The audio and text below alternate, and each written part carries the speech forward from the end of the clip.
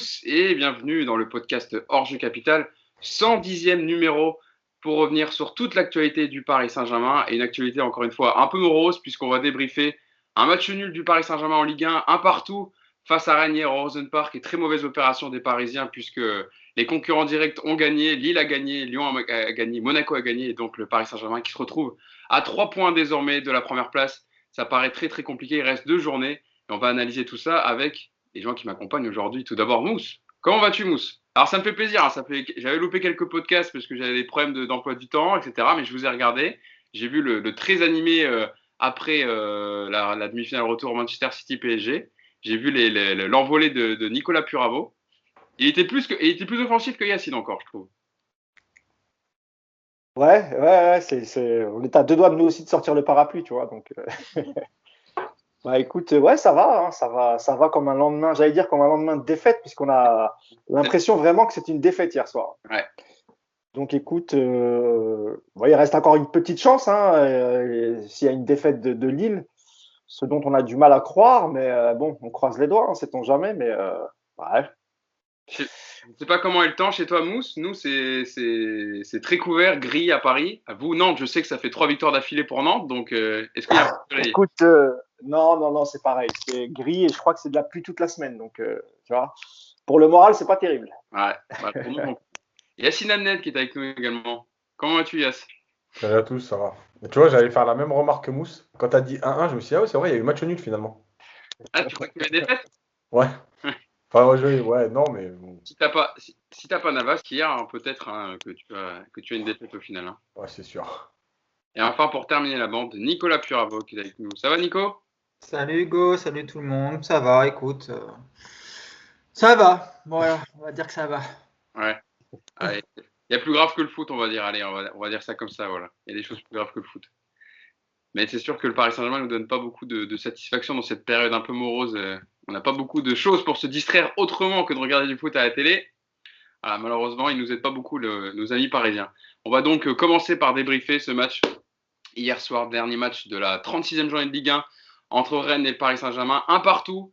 Neymar avait ouvert le score sur penalty à la 45e et des miettes à la 45e plus 6 minutes. Il y avait au moins parce qu'il y a eu assistance de la VAR pour définir s'il y avait penalty ou non sur cette faute de Aguerd sur Kurzawa.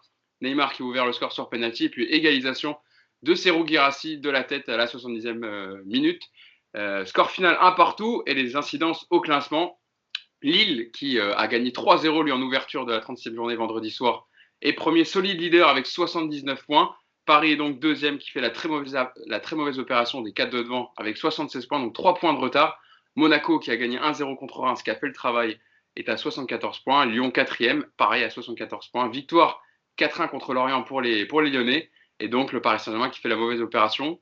Yacine, sur le classement, voilà, là on se disait il y a un sprint final, il faut rester accroché à Lille. Là, est-ce qu'on peut dire que le titre est définitivement mort depuis hier soir? Bah non, parce que tant que mathématiquement c'est possible, mais enfin, cette saison est tellement folle que on peut pas dire ça. Maintenant, ce qui est sûr, c'est que franchement, c'est même un miracle avec la saison qu'il y a que tu sois encore en course à 2 journées de la fin. En tout cas, que tu puisses espérer par un miracle mathématique d'être champion. Ce qui est sûr, c'est que tu le mérites pas de toute façon et que cette saison, elle est tellement dure à analyser parce que tu t'es en demi-finale de Ligue des Champions, tu élimines quand même le Barça et le Bayern, mais ta saison, elle est horrible. Tu perds 5 matchs sur 12 en Ligue des Champions, tu perds 8 matchs, j'allais dire 9, tu vois, encore une fois. Tu perds 8 matchs en Ligue 1, tu proposes rien. Voilà quoi, et puis le match d'hier, c'est à l'image de la saison, c'est-à-dire que tu es légèrement au-dessus de Rennes en première période, et en deuxième, s'il n'y a pas Navas, ça peut finir à 3-1 normal. Voilà, franchement, enfin, j'ai envie de dire, faut que ça Rennes a été bon hier. Rennes a bien joué hier. en deuxième mi-temps. En deuxième mi-temps. La première, c'était à peu près donnant-donnant, quoi. Chacun se rendait coup pour coup. La deuxième, c'était quand même plus à l'avantage de Rennes, quand même. Ouais. Enfin, ouais, ils se rendaient coup pour coup. Enfin, les coups, c'était gentil parce que c'était un match quand même bien pourri. Disons que c'était un match ouvert et À on est mi-temps, d'un c'était. à l'autre, quoi. Voilà. Bon, en tout cas, voilà. Après, qu'est-ce que tu veux, franchement, faut que cette saison, elle finisse. Mais en même temps, je sais pas s'il faut qu'elle finisse très vite. Parce que tu te dis que finalement, c'est peut-être la quatrième place où tu vas te retrouver. Ou si tu te dis, bon, allez, on y croit encore un peu parce qu'il faut y croire et que tu espères un faux pas de Lille, par exemple à Saint-Etienne. Et encore, il faut que tu gagnes tes deux matchs, hein. Donc, bon. Bah, c'est ça. On fera un point évidemment au calendrier pour le Paris Saint-Germain à la fin du podcast. Mais pour Lille, il leur reste Saint-Etienne et Angers à jouer. Saint-Etienne qui a assuré son maintien hier en gagnant contre Marseille et Angers qui n'a plus rien à jouer. Donc ça paraît compliqué.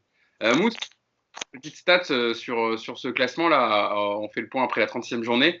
Paris donc compte 3 points de retard sur Lille, actuel leader de la Ligue 1 après 36 matchs. Aucune équipe n'a jamais fini championne avec un tel écart à 2 journées de la fin. C'est rassurant, non? Ouais, c'est très rassurant. Et en plus, comme tu viens de dire, le futur adversaire de Lille, Saint-Etienne, a assuré son maintien, n'a pas grand-chose à jouer. Après, bon, on peut peut-être compter sur Claude Puel pour mobiliser ses joueurs jusqu'au bout et peut-être gagner quelques places au classement, parce qu'on sait que c'est important pour la redistribution des droits télé. Alors peut-être qu'on peut s'accrocher peut-être à ça. Pour le reste, voilà, je crois qu'Yacine, il a tout dit, hein. C'est un peu à l'image de notre saison, une très très longue saison, beaucoup de matchs. Que ce soit Lyon ou Monaco ou même Lille, on fait beaucoup moins de matchs que le PSG parce que Lille n'a pas fait un grand parcours en Ligue des Champions.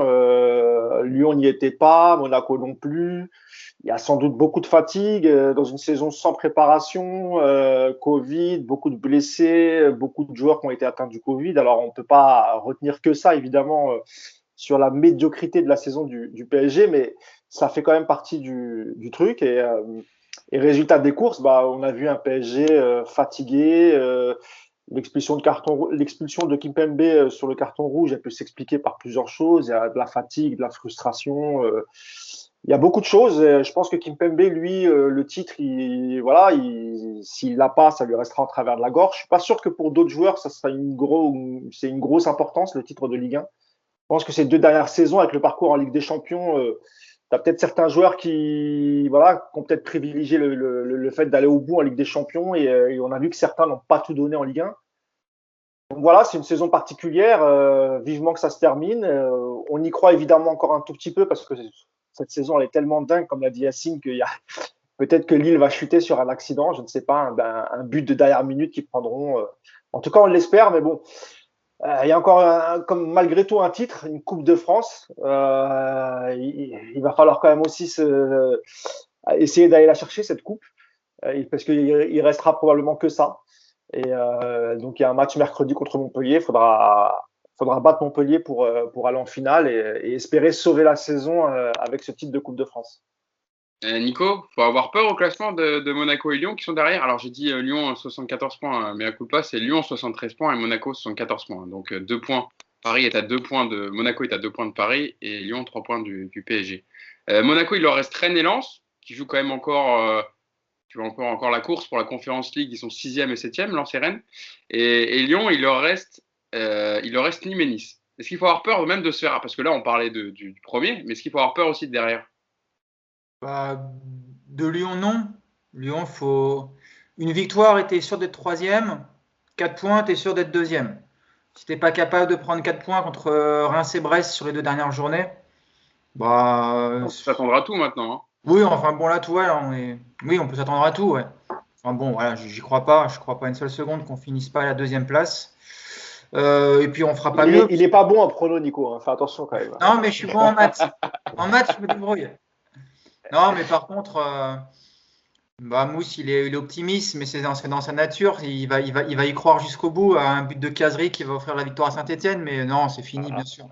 C'est fini depuis la défaite au Parc contre Lille, moi, je pense. Voilà. Avoir redonné la main à Lille à ce moment-là, c'était la pire chose qui pouvait arriver parce qu'on voit que c'est une équipe qui a un élan collectif, qui a un état d'esprit, qui est animé d'une mission commune. Enfin, tu sens vraiment qu'il y a quelque chose de fort qui s'est passé de ce point de vue-là. Donc bien sûr que Lille va remporter ces 2 derniers matchs et j'ai même envie de dire que le match nul d'hier, il change pas grand-chose au problème. Voilà, pour moi, c'était acté. Donc c'est pour ça que je suis même pas énervé parce que pour moi, voilà, le titre il est perdu officiellement depuis vendredi soir. Donc hier, ça a juste confirmé que le PSG était une équipe sur les rotules, une équipe sans cervelle, une équipe sans projet de jeu, sans collectif, avec des lacunes à peu près partout et que vivement que cette saison effectivement s'arrête. Il n'y a plus qu'à espérer une victoire en Coupe de France pour la rendre un tout petit peu moins morose. Mais sur ce que j'ai vu hier soir, je commence à me préparer plutôt à une défaite à Montpellier qu'à une victoire en finale de Coupe de France dans 3 semaines. Yacine, bon, une fois qu'on a parlé du classement, on a tout dit, je pense. Rentrons dans ce match entre Rennes et Paris Saint-Germain. Là, je me suis mis le tableau de bord pour voir un peu les stats du match. Évidemment, vous l'avez tous vu hier. Rennes termine avec 19 tirs, 10 cadrés. Bon, la possession, 42 pour Rennes, 58 pour le Paris Saint-Germain. 415 passes, pratiquement pareil que le Paris Saint-Germain. 82% de précision de passe, pas mal de centres, etc. Rennes, dans le jeu, alors après évidemment on parle du Paris Saint-Germain, mais c'est vrai que Rennes en deuxième période, s'il n'y a pas des arrêts de Navas sur des frappes de deux belles frappes de Flavienté, et même à la fin si Jérémy Doku termine bien son ultime situation pour Rennes, tu repars avec la défaite. Alors ça change pas grand-chose peut-être, mais par rapport à ce qu'on voit du Paris Saint-Germain, en fait, en plus Yacine, je vais reprendre une citation d'un mec qu'on connaît bien au Club des 5, Elton Mokolo. Est-ce que les mêmes causes produisent les mêmes effets, Yacine, par rapport à ce qu'on voit sur le terrain, dans le comportement et dans le jeu du Paris Saint-Germain? Ah ouais, déjà d'une, il n'y a pas de collectif de toute façon. Il n'y a pas de jeu collectif, il n'y a pas d'idée de jeu. Le problème, c'est que je vais dire un truc et je sais que les gens, ils vont me sauter dessus, mais c'est pas grave. On nous dit Pochettino, il est arrivé en janvier. D'accord? Alors moi, je regarde ce qui se passe dans les autres pays et il y a des clubs qui ont changé de coach en janvier et malgré tout, tu vois quand même ce qui se passe sur le terrain. Donc, l'histoire d'arriver en janvier, c'est des bêtises. Ce serait pas un ancien coach du PSG dont tu parles? Par exemple, hein, je dis ça comme ça au hasard, mais en fait, ce que je veux expliquer, c'est que l'histoire d'arriver en janvier, en fait, elle tient le mois de janvier, début février, après, elle tient plus. C'est des bêtises de dire il est arrivé en janvier. Il y a des principes de jeu que tu peux mettre en place malgré tout en moins de 3 mois. C'est pas vrai qu'il te faut toujours un an, etc. Ça, c'est l'excuse pour dire attendez l'année prochaine, ce sera son équipe, attendez l'année prochaine. Bon, voilà, à un moment donné, on n'attend rien du tout. Moi, je vois au bout de 4 mois et demi, 5 mois, oui, il se passe rien du tout. Il n'y a pas d'idée de jeu. Il n'y a pas de principe de jeu établi. Ça, c'est le collectif, mais même individuellement, c'est-à-dire que tu prends plein de joueurs, il y a trop de joueurs qui n'ont pas le niveau, il y a trop de joueurs qui ont des lacunes, il y a trop de joueurs qui ne comprennent pas le jeu. Franchement, si Pochettino, on dit souvent, ouais, il a un banc. Donc, effectivement, il a un banc, c'est vrai. Il y a des lacunes. Maintenant, est-ce que lui, il fait les bons choix sur son banc? Kurzawa, hier, par exemple, son match, il est catastrophique. Mais en fait, même catastrophique, je trouve que le mot, il est faible. Parce que finalement, chaque semaine, il faudrait qu'on invente un nouveau mot encore plus violent. Parce que c'est pas possible d'avoir un contrat professionnel et d'avoir ce niveau-là. Donc, à un moment donné, peut-être que change ton équipe, ne fais pas jouer Kurzawa. Enfin, il y a des Après joueurs la position, si tu veux, Yacine, pour Ouais, contextualiser, il y avait Keylor Navas au goal, évidemment. En défense, Kimpembe, Marquinhos titulaire. Il y avait Dagba à droite. Florenzi était sur le banc. Elvin Kurzawa, qui n'avait pas joué depuis quand même pas mal de matchs, était titularisé arrière gauche. On avait une doublette devant la défense, Danilo, Ander Herrera. Et puis pour l'attaque, Julian Draxler, ailier gauche, Neymar en 10, Di Maria à droite et Moise Kean en 9, avec Mauro Icardi qui était sur le banc. Voilà, donc à un moment donné, c'est pas possible d'avoir autant de lacunes. Tu fais pas les bons choix. En cours de match, tu fais les changements pas assez tôt dans le match. Moi, je veux bien, Kurzawa, à la mi-temps, encore une fois, à la mi-temps, il ne doit pas revenir sur le terrain. C'est pas possible. Même si la première mi-temps de Rennes, elle n'est pas terrible, donc tu n'es pas en danger. Mais ça, plus ça, plus ça, plus ça, voilà, ça donne ce qu'on voit. Et en plus, pour couronner le tout, évidemment, la conférence de presse d'après-match de Pochettino, Ah, alors, oh là là là là, mais t'as envie de te mettre une balle dans le pied, quoi. Tu sais, où t'as envie écoute, dis que t'as plus de voix, extinction de voix, je peux pas parler, au moins ça évitera de nous entendre des conneries. Parce que, d'entendre des conneries. Parce que, franchement, non mais lui, il est au summum de la langue de bois de je dis rien. tu sais, Yacine, je fais toujours, enfin, je fais toujours ce travail avant de commencer le podcast. Je prends les déclarations d'après-match en conférence de presse du coach, de Mauricio Pochettino, et je te promets, je descends le fil là, entre les déclarations. Je me dis, ça, je ne peux pas prendre, ça sert à rien, ça sert à rien. Ça, on va le dire mieux, etc. Donc, en fait, au final, là, j'en ai relevé 2. Et je vais lancer Mousse dessus aussi en même temps. Sur le match contre Rennes, d'abord, avant de parler un peu de la suite. Sur le match contre Rennes, donc, je cite Mauricio Pochettino en conférence de presse. Il peut encore se passer plein de choses. On est déçus, mais il faut donner du crédit à Rennes qui a fait un très bon match. On doit gagner les prochains matchs pour espérer quelque chose. Au-delà des attitudes, on n'a pas été meilleur que Rennes sur 90 minutes. On n'a pas mérité de prendre 3 points. Et sur un peu la suite de la saison, c'est une saison avec beaucoup de hauts et de bas. On est arrivé il y a 4 mois pour aider le club. Tout club pense à s'améliorer. Les décisions sont reprises à la fin de saison. On pense toujours à s'améliorer. Ah, ça mousse, ça y va. Hein. C'est action coup de poing, là, Pochettino. Ouais, bah, je crois que de toute façon, il nous a habitués à ça depuis, depuis son arrivée. Hein. C'est pas un coach qui est très expressif. Il manie la langue de bois comme personne. Mais je pense aussi qu'il a pas trop de choix. Moi, je trouve un peu dur, Yacine, sur Pochettino. Je comprends ce que tu veux dire, Yass, et sur la comparaison avec Tuchel, mais on peut pas comparer parce que c'est pas les mêmes effectifs, c'est pas les mêmes clubs, c'est pas. Tu vois, il y a plein de choses. Moi, je pense qu'on le jugera plus sur la saison prochaine où il fera un peu le mercato, je pense. En tout cas, ça sera son équipe. C'est lui qui validera les choix de Leonardo ou d'un autre. Donc voilà, moi je pense que c'est compliqué. C'était une saison difficile pour lui. Il est arrivé en janvier. Tu as 2 joueurs quasiment intouchables comme Neymar et Mbappé. En plus, il arrive dans une situation où les mecs n'ont pas encore prolongé. Là, Neymar, il vient de prolonger, mais quand il arrivait, c'était toujours des discussions. Donc, il fallait pas froisser Neymar, il fallait pas froisser Mbappé. Même si Mbappé, lui, franchement, honnêtement, on a été dur avec lui, mais je trouve qu'il a fait un retour incroyable et qu'il manque dans cette équipe ces derniers matchs. Il manque vraiment. Euh, ouais, mais Pochettino, il fait ce qu'il peut. Moi, je continue à penser que c'est un bon coach. Je me suis trompé parce que j'avais mis un tweet, d'ailleurs, je crois un mec qui l'a ressorti hier. Quand il a signé Pochettino, j'avais dit, bah voilà, un coach avec du caractère, et puis les mecs, ils vont bosser, et celui qui est pas content, il ira sur le banc, et lui, il n'hésitera pas. Je me suis complètement gouré, en fait, parce que, en vérité, dans cet environnement du PSG, quand tu arrives, moi, je pense qu'il découvre ça, Pochettino, et que et qui va subir le même sort que ses prédécesseurs comme Emery, Tuchel. C'est compliqué de gérer le PSG parce que t'as pas une direction forte, t'es pas soutenu par ta direction. Quand je dis t'es pas soutenu, quand tu dois prendre des décisions sur tes joueurs stars comme Neymar et Mbappé, eh ben t'as jamais les mains libres au PSG parce que ces 2 joueurs, c'est les petites pépites du PSG, c'est 2 joueurs trop importants à tous les niveaux et pas que sportifs. Et donc, c'est compliqué pour lui. Moi, je suis persuadé que ça reste quand même un bon coach. Quand tu vois ce qu'il a fait, que ce soit en Espagne ou en Angleterre, on peut pas dire que ce soit un mauvais coach. Mais c'est ce qu'on disait aussi de Tuchel quand il a commencé un peu à merder. Pour ceux qui avaient suivi un peu Dortmund, Tuchel, ce qu'il a fait à Dortmund, c'était quand même incroyable. Et les 6 premiers mois qu'il avait fait au PSG, c'était très bien aussi. Il a essayé de mettre des idées, il n'hésitait pas à changer de tactique en cours de match. Et puis après, il y a eu le fameux match face à Manchester. Et à partir de là, ça que tu ajoutes avec ses problèmes avec Antero Henrique et ensuite avec Leonardo, bah, il s'est flingué tout seul. Il a baissé les bras, il s'est un peu sabordé, il a attendu de se faire licencier tranquillement et il est parti. Et aujourd'hui, Yacine, il n'a pas tort. C'est vrai que ce qu'il a fait en 4 mois à Chelsea, c'est incroyable.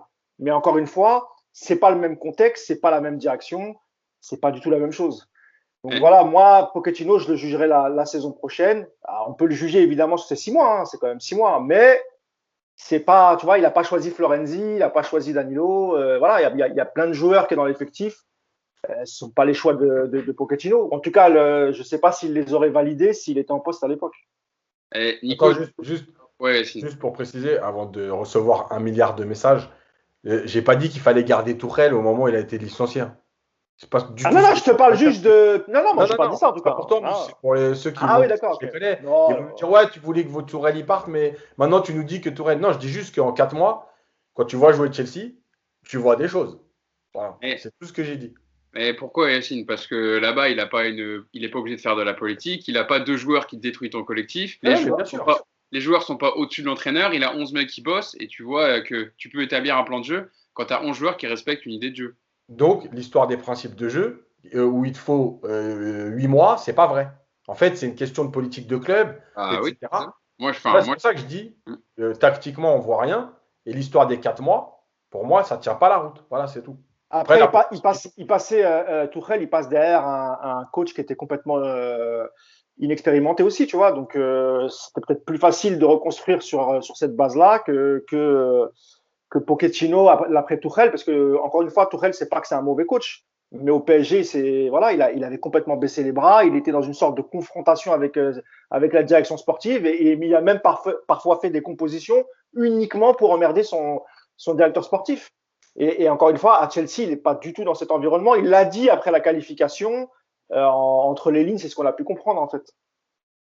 Nico, sur un peu sur la politique sportive, parce que évidemment, on parle du match, mais tu peux joindre aussi ça à tes propos, c'est de dire qu'en fait, parce qu'on parle d'idées de jeu, on dit qu'on n'a pas vu grand-chose hier, etc. Mais est-ce que c'est, en fait, quand tu arrives au PSG pour un entraîneur, très vite, tu as des idées, etc., tu te fais rattraper par la politique que tu es obligé de mener au club et de devoir faire avec deux joueurs, enfin avec deux joueurs, allez, là, il y avait pas Mbappé, et c'est vrai que Mousse le disait, sur cette fin de saison, on l'a vu qu'il était quand même un peu leader et qu'il avait réussi à faire basculer des matchs, mais quand tu as un mec comme Neymar qui ne respecte pas, en fait, peu importe le plan de jeu que tu as, peu importe l'entraîneur, est-ce que c'est compliqué, enfin, du coup, est-ce que ça devient une mission impossible pour l'entraîneur au PSG, en fait, d'établir vraiment un plan de jeu? Bah, je sais pas, parce que les 6 premiers mois de Tourelle au PSG, ils sont bons.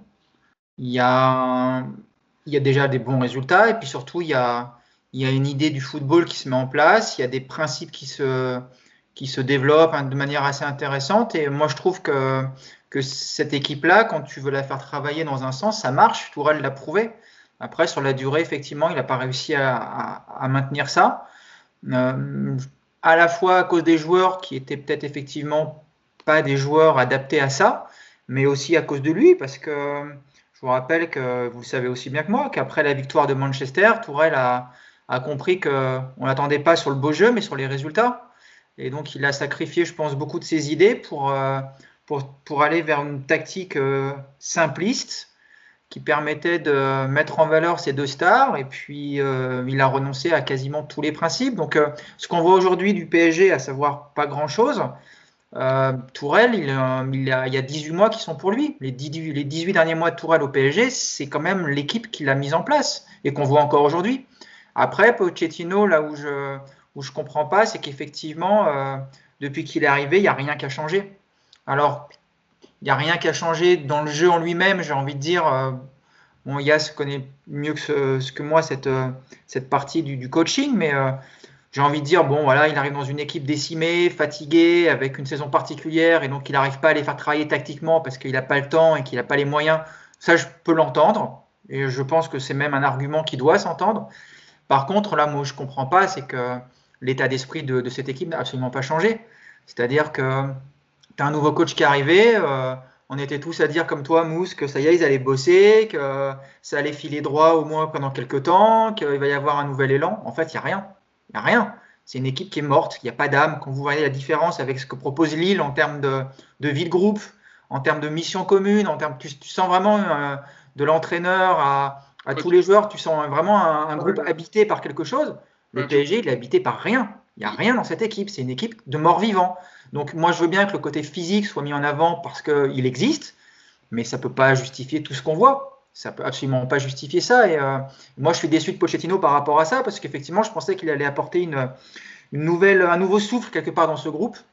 En fait, il n'y a pas du tout de nouveau souffle. Au contraire, ils sont tous à l'agonie. Donc vivement que cette saison se termine. Et, euh, et on jugera effectivement Pochettino sur ses premiers mois de la prochaine année, parce que je pense que ce serait injuste de ne pas faire comme ça.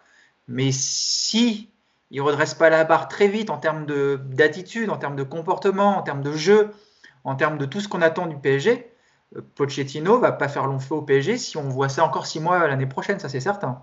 Tu faisais la comparaison avec Lille, Nico, on voit quand Burak Yılmaz a marqué le premier but, le penalty, et le deuxième surtout, là, sa magnifique frappe du gauche, on voit il y a vraiment une union, tout le monde vient autour de lui, et tu sens, enfin voilà, Burak Yılmaz, c'est un vrai leader, quoi. Il emmène tout le monde avec lui, et il est très important dans la fin de saison de Lille, parce qu'il t'apporte aussi cette mentalité de gagnant.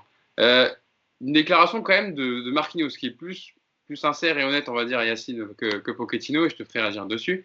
parce qu'elle est intéressante, elle est plus intéressante. C'est quand même le capitaine du Paris Saint-Germain cette saison, donc c'est toujours intéressant d'écouter Marquinhos. Je vous lis Marquinhos. Si on regarde le bilan de la saison, on a eu beaucoup d'échecs qu'il ne fallait pas, surtout beaucoup de matchs à la maison. On a laissé des points passer. En fin de saison, on compte les points et on voit ceux qu'on a laissé passer.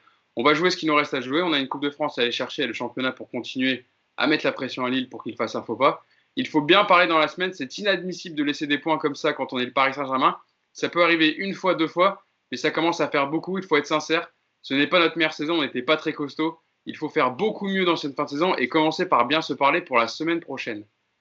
C'est vrai que voilà, c'est bon. Après, on sait que Marquinhos sur le terrain, voilà, il ajoute pas forcément la parole aux actes sur le terrain en tout cas, mais au moins Yacine aux entraînements, etc. Il faudra qu'il se parle parce que il y en a besoin, même si évidemment la saison commence à être finie.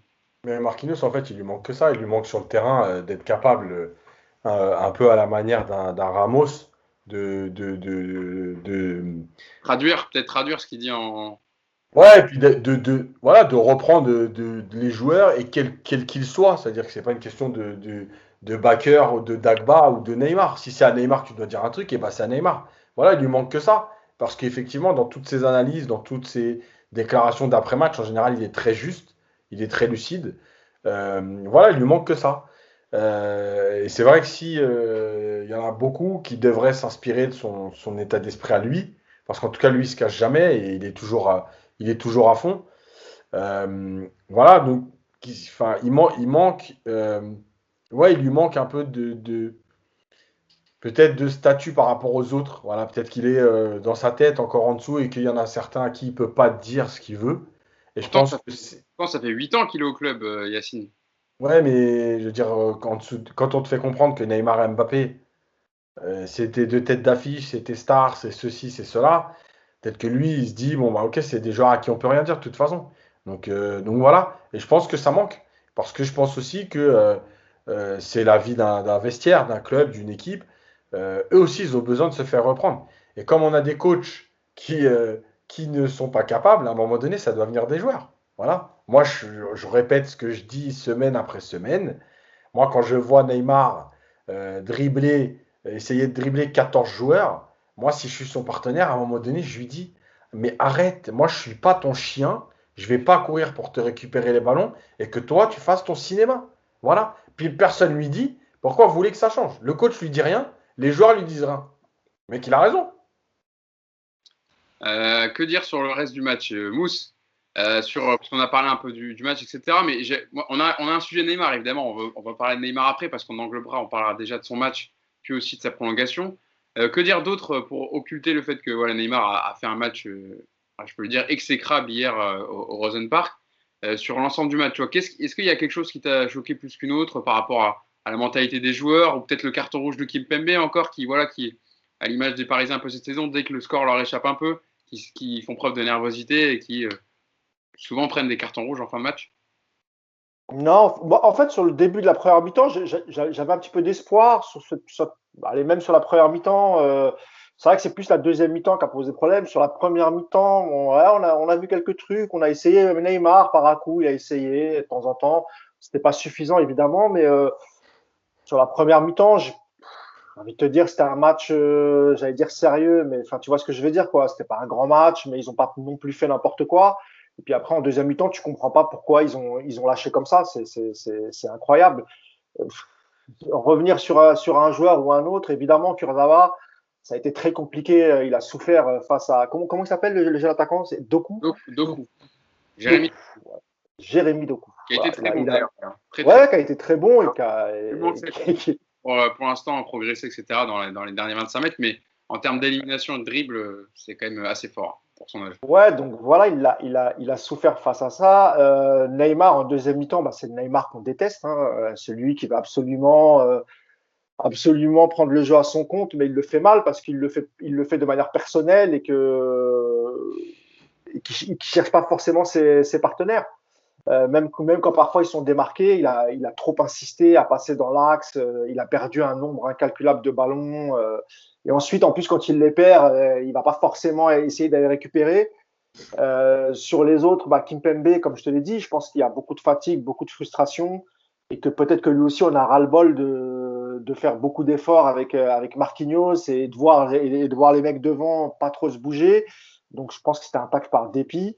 Et le pire, c'est qu'il est même pas assez lucide pour se rendre compte qu'il aurait pu lui casser la cheville, quoi. Tu vois, Parce que là, il s'énerve derrière, quoi. Tu vois. Donc normalement, quand tu fais un tacle comme ça, tu t'excuses. Voilà, tu t'excuses, tu baisses la tête et tu rentres au vestiaire, tu vois. Donc il y a même pas cette lucidité-là de se dire, j'ai déconné, je rentre au vestiaire, basta. Donc de toute façon, le match qu'on a vu hier, on en a vu 30 des matchs comme ça cette saison au PSG. Et je rejoins mes camarades. Faut que ça se termine maintenant parce que je ne sais pas ce que va nous réserver le match de mercredi puis les 2 autres matchs en championnat. Mais c'est vrai qu'on peut vraiment, vraiment subir une catastrophe parce que tout à l'heure, évidemment, on parlait de Lille. Mais il y a Monaco derrière qui a 2 points maintenant.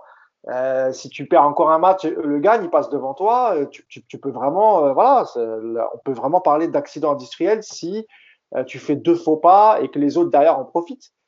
Donc voilà, sur le match en lui-même, qu'est-ce qu'il y a à dire? Il n'y a pas grand-chose à dire finalement parce que c'est un match qui ressemble à tous les matchs moisis qu'on a vus ces derniers temps depuis même janvier.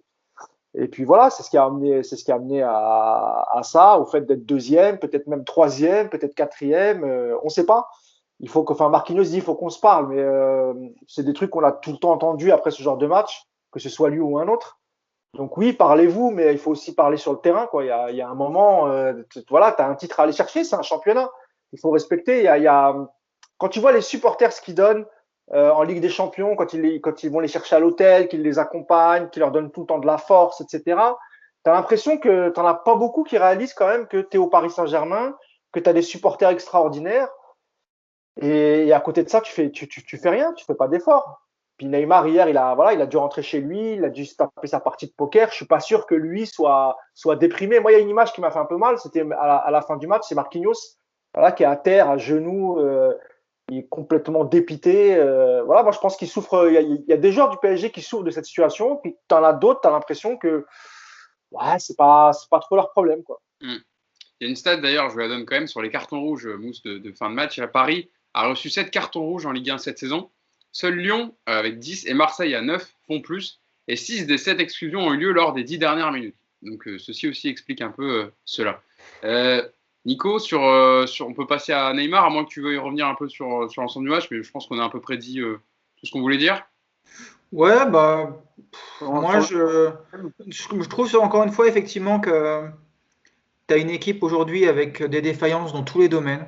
Alors le seul que je veux bien entendre, moi, c'est le côté physique, parce que celui-là, on doit le prendre en compte. Quand tu n'as pas fait une préparation physique depuis 2 ans maintenant, forcément, tu payes une saison longue avec en plus beaucoup de blessés. Donc ça, cet argument-là, il existe et encore une fois, ce serait malhonnête de ne pas le prendre en compte.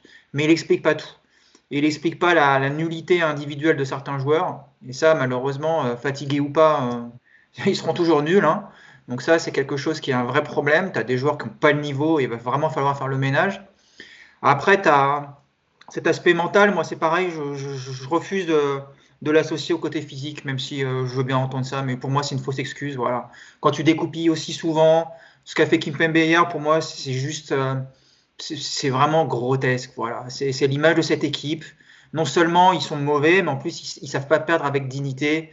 Dès que ça se passe pas bien, ça met des sales coups, ça disjoncte. Là, moi, je veux bien qu'on dise tout ce qu'on dit sur Kimpembe, hein, mais il a 26 ans, le gamin. C'est plus un petit bébé. Il est censé être un cadre. Il est vice-capitaine du PSG. Quand tu te comportes comme ça sur les 2 matchs de la semaine, j'ai envie de te dire, c'est un vrai problème. Et va aussi falloir penser à ce genre de joueurs-là. Alors oui, c'est la force, c'est des belles communications sur les réseaux sociaux, mais sur le terrain, Kimpembe, aujourd'hui, c'est un problème. Il faut ouvrir les yeux. Il n'est pas fiable. Il ne t'amène pas l'équipe où tu dois l'amener. C'est pas un mec qui te... Voilà, c'est pas un cadre, ça, pour moi. C'est pas un mec qui va replacer les mecs. C'est un mec qui, en plus, fait des erreurs. C'est un mec qui pète, qui disjoncte tout seul. On est où, là? 26 ans, donc c'est ça le comportement de ton vice-capitaine au PSG. Donc c'est avec des mecs comme ça que tu attends que le club progresse. Mais on va dans le mur avec des joueurs comme ça. Il faut avoir bien conscience.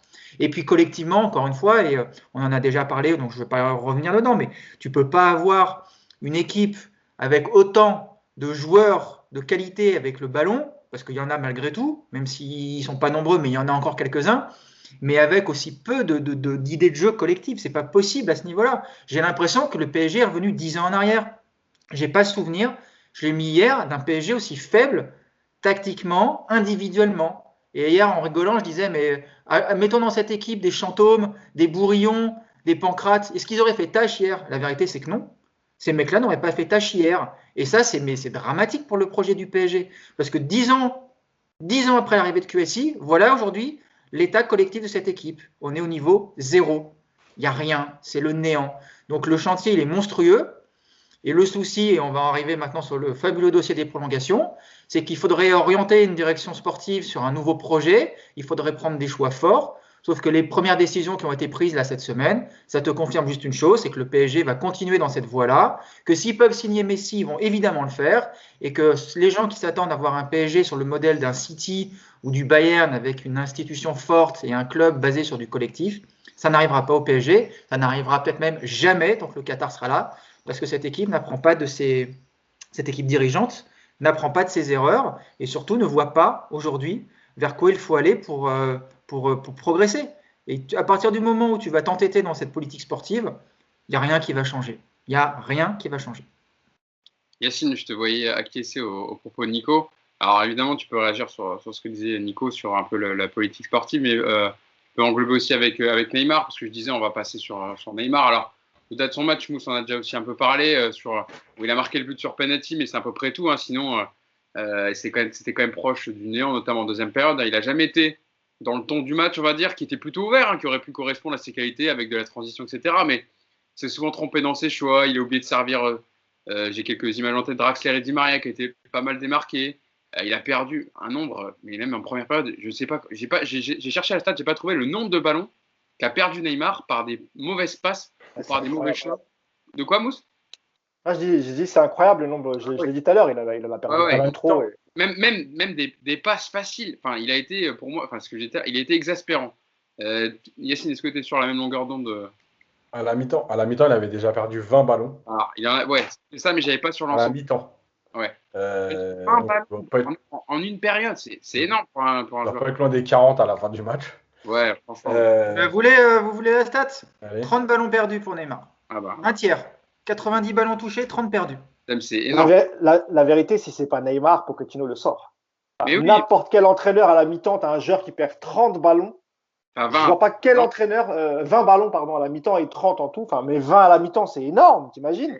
Et si c'est pas Neymar, il sort. Et on en revient justement, et c'est là qu'Yacine va être intéressant aussi, on en revient, c'est le serpent qui se mord la queue, parce qu'on parle du nombre de ballons qu'a perdu Neymar, que Pochettino ne le sort pas, il est prolongé cette semaine, samedi, et au final, donc Yacine, on repart sur 3 ans avec Neymar, qui va être comme ça, te briser ton collectif à chaque fois, où tu ne pourras pas construire d'équipe, et qui ne sortira pas s'il fait un mauvais match.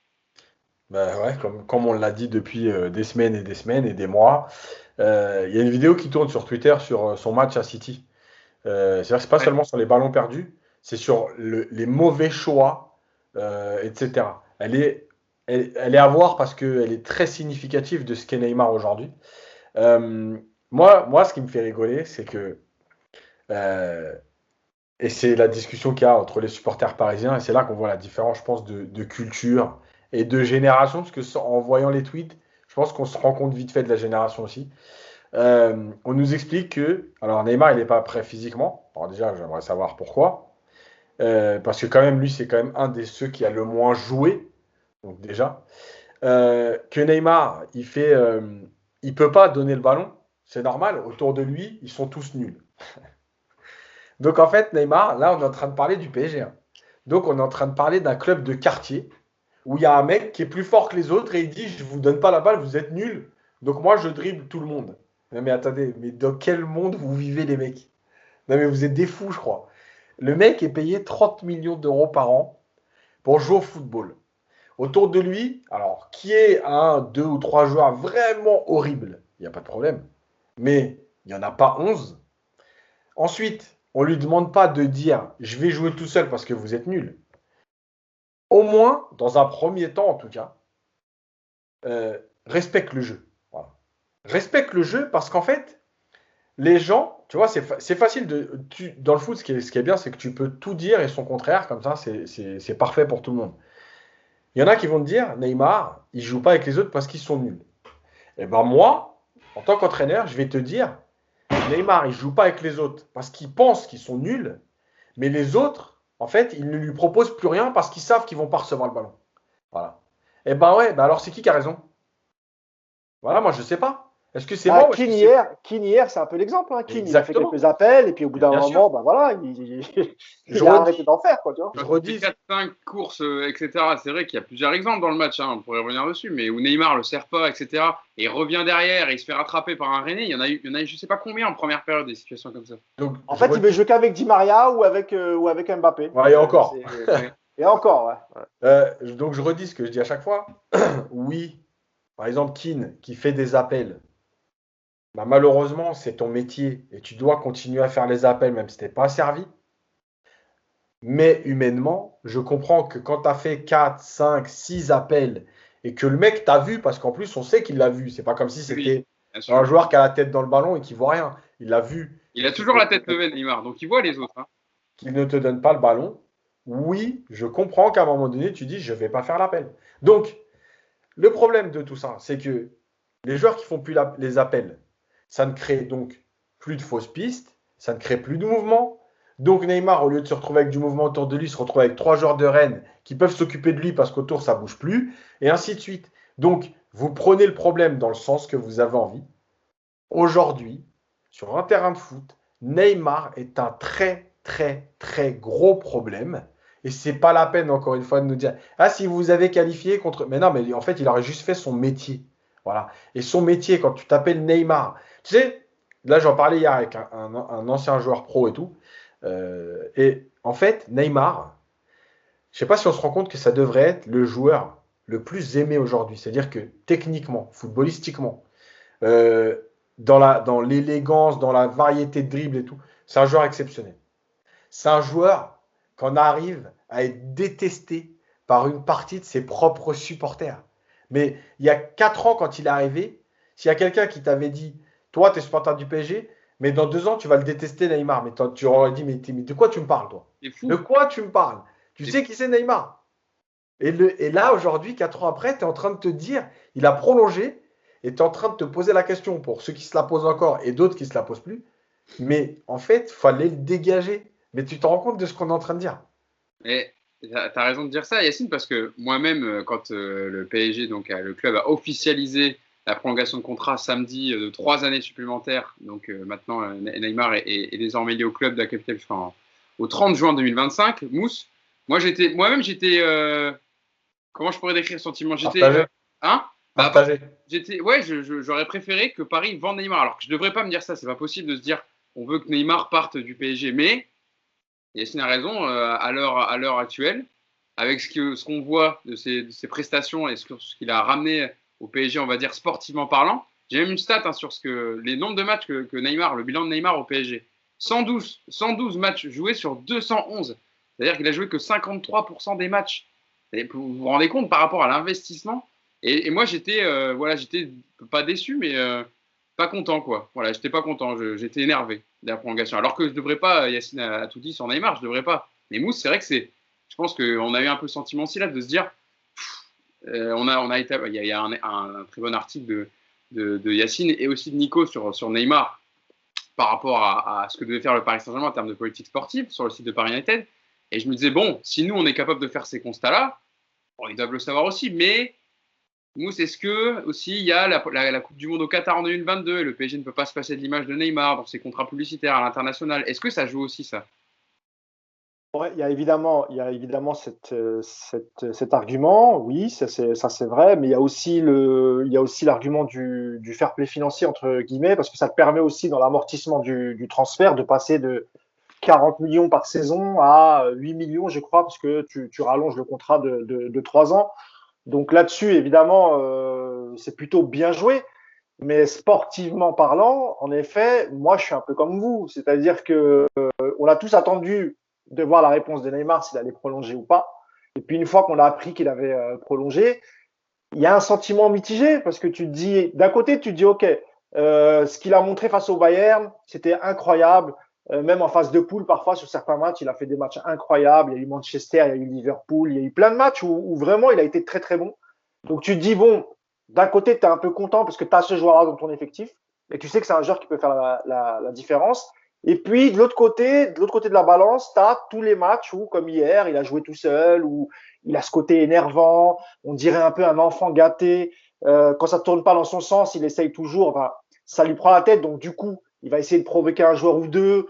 Parfois, ça finit en blessure qui peuvent durer un mois ou deux. Parfois, ça finit par un carton rouge. Euh, Neymar, c'est un peu le joueur que tu adores détester, en fait, tu vois. C'est-à-dire que ça me rappelle le match, tu sais, après l'été 2019, quand il a voulu partir, et que tout le monde, quasiment tous les supporters du PSG, à part une petite frange, voulaient son départ parce que on s'est senti un peu humilié, quoi. Tu lui fais un accueil de dingue, de rockstar, tu t'illumines la Tour Eiffel, et puis le mec, 2 ans après, il veut retourner à Barcelone. Et le match face à Strasbourg où il met le but, moi je l'avais insulté tout le match devant mon écran. Non, même pas, j'étais au parc. Pardon, j'étais au parc. J'étais au Donc, parc. Oui, j'étais au parc. Et je vois le retourner et tu vois, je me surprends à me lever et à me dire, c'est un joueur de ouf, ce mec. Tu fais comme ça, tu Et sais. oui, parce que il se fait insulter pendant 90 minutes et je me dis, et à l'époque, je me disais, putain, quel mental. Le gars, il trouve le moyen de mettre un but en retourné avec la pression de toute la tribune Auteuil et pas que la tribune Auteuil d'ailleurs, parce qu'il y avait aussi les tribunes latérales. Mais voilà, et aujourd'hui, comme l'a dit Yacine, c'est incroyable qu'un joueur comme ça, on devrait tous être ravis, contents, se dire ouais, il est chez nous, il va rester avec nous jusqu'en 2025. Et puis finalement, non. Enfin, je pense que la plupart des supporters, ils ont voilà, il y a un goût d'inachevé. Ça fait 4 ans qu'il est là, 50% des matchs. Il y a eu 2 saisons quasiment où il a raté enfin, il n'était pas présent en huitième, il était blessé. Et même quand il est passé après, que ce soit l'année dernière ou cette année, il a pas brillé à chaque match en fait. Tu vois, il y a eu des matchs, il a été très décevant. Enfin, lui et toute l'équipe, hein, c'est pas toujours que sur Neymar, tu vois. Et je suis assez d'accord sur ce que disait Yacine, sur l'argument que tu vois un peu sur les réseaux pour ceux qui sont vraiment défenseurs de la secte Neymar, qui t'expliquent que s'il est pas bon, c'est de la faute des mecs qui l'entourent. Bah, c'est pas vrai. Parce qu'au Bayern, on fait 2 bons matchs, on a Baker à gauche, Dagba à droite. Donc pour moi, ça peut pas être une excuse. Et encore une fois, il a quand même Mbappé à ses côtés, il a du Di Maria, il a quand même des joueurs. C'est pas, il faut pas déconner, quoi, tu vois. Oui, Draxler, on va y revenir. D'ailleurs, hier, le geste qu'il fait Draxler, s'il le met, vous en aurez entendu parler, je vous le dis moi. Parce que là, ça aurait pu être le but de la saison. Sombrero, il a la reprise du gauche. Je suis quand même déçu parce que c'est le but de la saison en Ligue 1, je vous le dis. Et juste pour finir sur Neymar, moi j'attends de voir la saison prochaine, le comportement qu'il va avoir. Ça sera évidemment lié au mercato que le PSG va faire. Tout le monde réclame des joueurs avec un peu plus d'expérience, de meilleurs joueurs autour de lui. Moi, je souhaite qu'ils arrivent, il n'y a pas de problème. Mais si c'est pour faire venir Messi, Ramos, des mecs qui ont 34 ans et qui vont faire une saison ou deux, on l'a vu, rappelez-vous, avec Dani Alves, même si sur certains coups, Dani Alves, pas de souci, il a rendu quelques services. Mais bon, à la finale, je ne sais pas si son passage au PSG était un grand succès. Donc, on attend de voir le mercato avec qui il sera entouré. Il faudra d'abord voir si Mbappé va rester.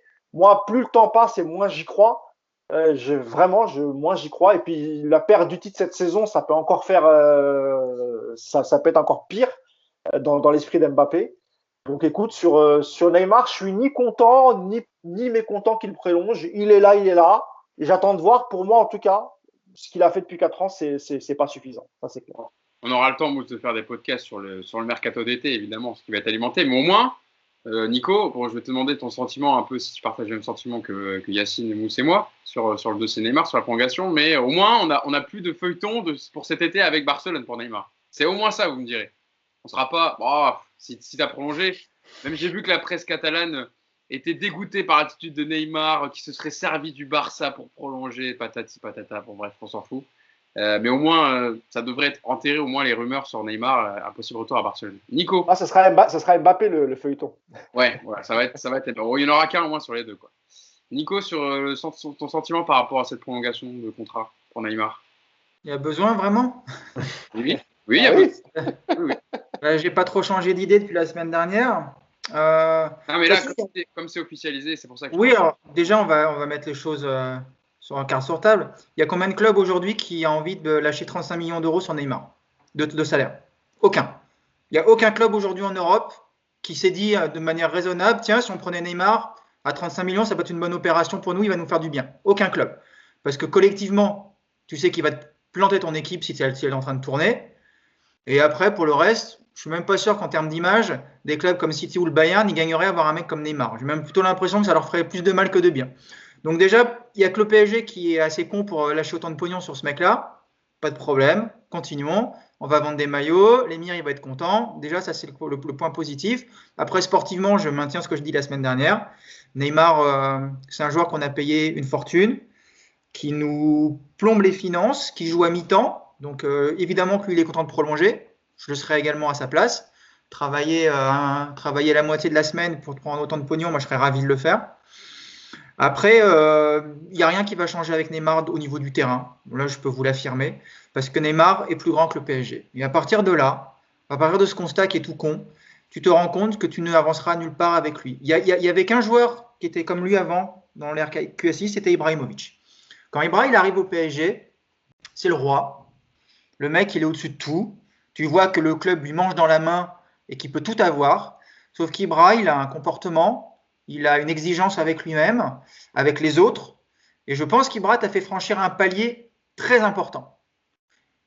Je veux bien qu'on m'explique où est le palier franchi avec Neymar. Alors, on va encore nous casser les noix avec on a fait une finale et une demi grâce à lui. Très bien. J'ai plutôt l'impression que cette année, on fait une demi grâce à Navas plutôt que grâce à Neymar, personnellement. Et Mbappé aussi.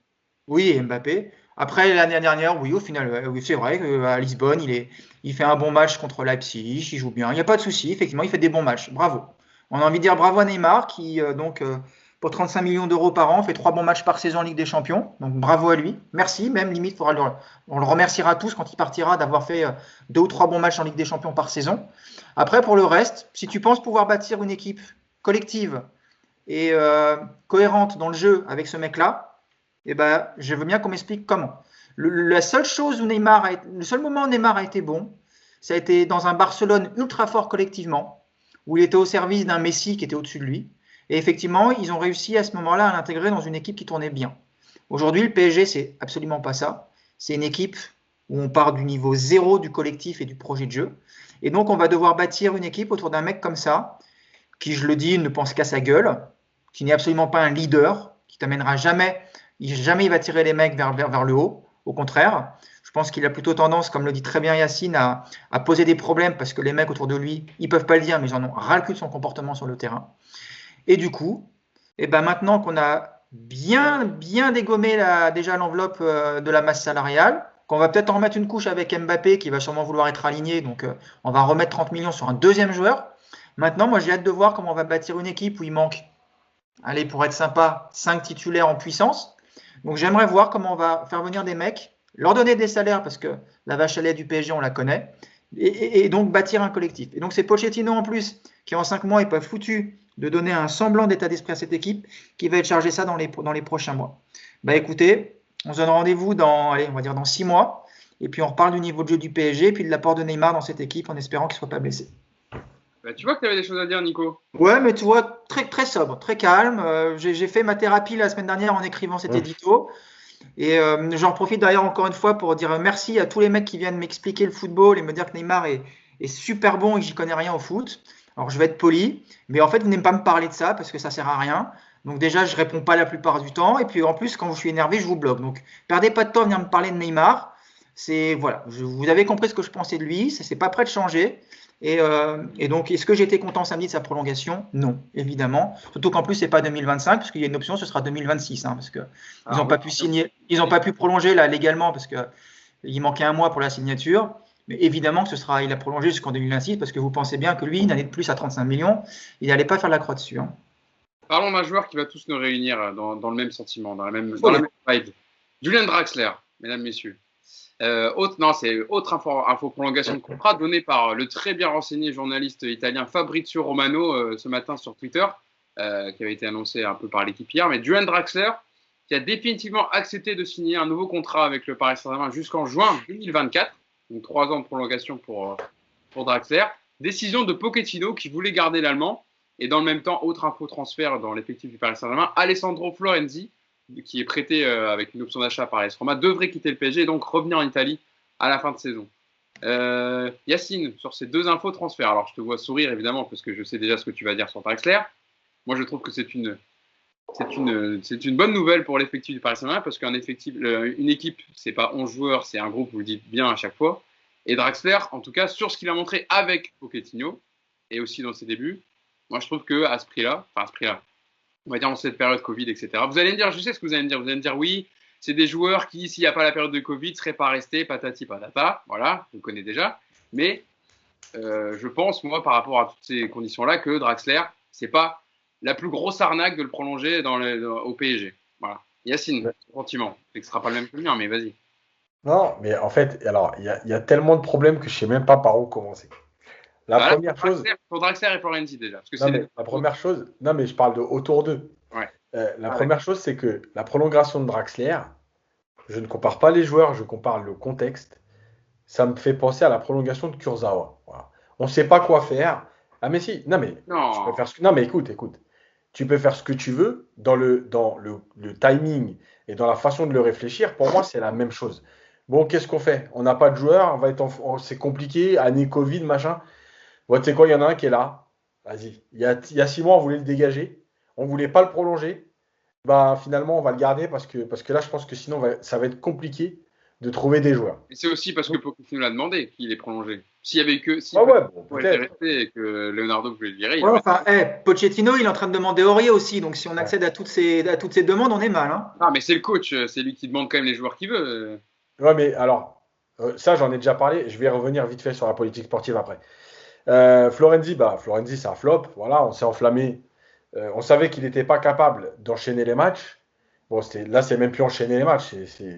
On est au-delà de l'enchaînement. Terminé, quoi. Non, mais là, le mec, il peut pas faire 20 minutes, quoi. Alors là, maintenant, on n'est même plus dans l'enchaînement. Il peut pas jouer une mi-temps. Donc, effectivement, il va rentrer à Rome et de toute façon, il n'y a rien à dire. Donc, il va te falloir un, voire deux latéraux à droite. Mmh. Si par exemple Bernat revienne, tu sais jamais comment un joueur revient. Donc à gauche, il va aussi te falloir quelqu'un. Parce que je suis désolé, je vais revenir, mais Diallo, encore une fois, voilà, hein, il aura fait une bonne mi-temps contre Barcelone. J'avais fait mon mea culpa en pensant que, mais finalement, c'est vraiment trop faible. Ensuite, tu as des manques à peu près partout en défense centrale. Tu n'as pas de troisième défenseur central, mais tu n'en as même pas de deuxième parce que là aussi, Kimpembe, eh ben, moi, je me mets dedans parce que c'est la vérité. J'ai été sûrement très gentil avec lui parce que il est formé au club, parce que c'est vrai que, en fait, ça manque tellement de joueurs qui aiment le club en tant que tel et pas qui aiment l'argent qu'ils prennent au club que t'as pas envie en fait. T'as envie de te dire ouais, le mec voilà, c'est un titi, il est formé au club, il aime le club. C'est vrai que tu sens que ses réactions, c'est des réactions de, alors je suis désolé, faut pas que ce soit péjoratif, mais de mecs de district. Tu vois, c'est mon club, je perds, je mets une boîte, je mets un tac de ouf. Tu sais, enfin, c'est des réactions, je suis désolé, mais c'est niveau district. Euh, donc, tu es gentil avec lui, parce qu'en fait, il a plein de, entre guillemets, points communs avec toi. Non, mais il a fait des bons matchs aussi cette saison. Faut pas tout jeter non plus. Parce Personne n'a dit qu'il a fait que des mauvais matchs. Mais quand tu analyses ces matchs, tu te rends compte qu'il y a énormément de lacunes, qu'il y a énormément de sautes de concentration, qu'il y a beaucoup d'erreurs de relance. Voilà, je te dis pas qu'il est mauvais. Moi, je dis qu'en fait, c'est bien que tu dis pas. soit tu lui mets un concurrent et en gros, lui, il s'élève pour progresser. Mais en fait, faire de Kimpembe ton titulaire intouchable, genre il n'y a que lui avec Marquinhos, je pense que c'est pas une bonne idée. Voilà. C'est ce que je dis aujourd'hui. Bref, donc la politique sportive, ça se pense, ça se travaille, et ça se travaille pas au mois de mai, et ça se travaille pas d'un coup comme ça en se disant bon, qu'est-ce qu'on fait, Kurzawa, tiens, donne-lui 4 ans, parce que je crois que là on va être en galère, donne-lui 4 ans à Kurzawa, double-lui son salaire, de toute façon il a un petit salaire, double-lui son salaire, c'est pas grave. Qu'est-ce qu'on fait avec lui? Tiens, Draxler, il est en fin de contrat. Ouais, mais il n'y a pas de joueur sur le marché. Bon, bah vas-y, donne à Draxler 3 ans. C'est pas grave. Non, mais c'est pas possible de gérer un club comme ça. Ce club est mal géré de bout en bout, de haut en bas.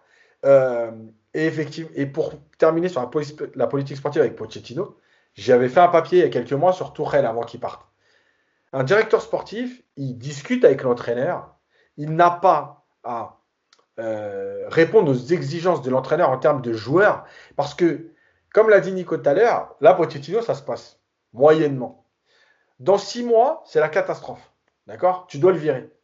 Le mec t'a demandé Aurier, t'a demandé je sais pas qui, 3, 4 joueurs, tu les as fait venir. Mais qu'est-ce que tu fais avec ces joueurs qui sont voulus par Pochettino? Une politique sportive, elle se pense par le directeur sportif, en accord avec l'entraîneur. Parce que normalement, le choix de l'entraîneur doit correspondre à l'effectif que tu as. Et c'est pour ça que rien ne va. Dans cette équipe et dans ce PSG, tu as des joueurs qui correspondent à un foot de transition. Tu as des joueurs qui correspondent à une équipe en bloc bas. Tu as une partie des joueurs qui correspondent à une équipe en bloc haut avec de la possession. En fait, tu peux pas jouer. Voilà, c'est aussi simple que ça. Tu peux rien mettre en place ou des trucs très basiques, tu vois. Mais tu peux pas aller sur une idée de jeu. Et aujourd'hui, moi, je suis désolé, Leonardo. Je pense que ses dernières interviews sont pas bonnes. Elles sont pas dans le bon timing. Mais en plus, aujourd'hui, il s'est trompé sur le dernier mercato. Voilà, il y a trop d'erreurs. Et tu as aujourd'hui plein de joueurs. Il va falloir les vendre, mais comment les vendre et à qui les vendre?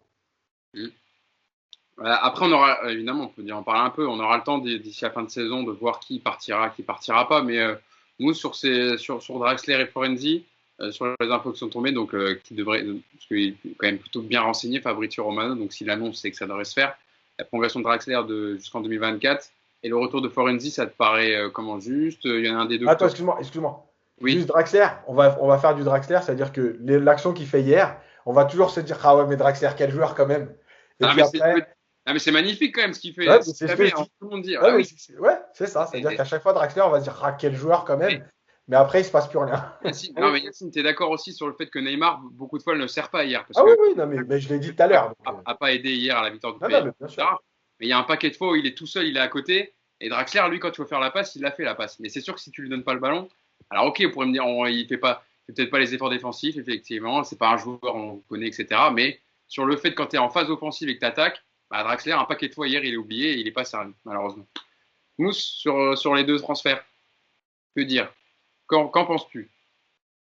Non, sur Draxler, je suis pas d'accord avec Yacine parce qu'il y a la volonté du Paris Saint-Germain aussi. Alors évidemment, c'est pas sportif, mais il y a la volonté du PSG de ne pas laisser un joueur libre qui a un peu de valeur. Il a quel âge, Draxler? Il a 28 ans, 27, 28 ans, je crois, c'est ça? Tu sais pas, Hugo? C'est honteux, Hugo. C'est comme si moi, je connaissais pas le numéro de maillot de Baker. J'aurais dit 27, mais voilà, 27 ans. Donc moi, je pense qu'on se dirige plus vers ça, en fait. C'est que Leonardo. Alors après, Leonardo, peut-être qu'il travaille pas assez aussi.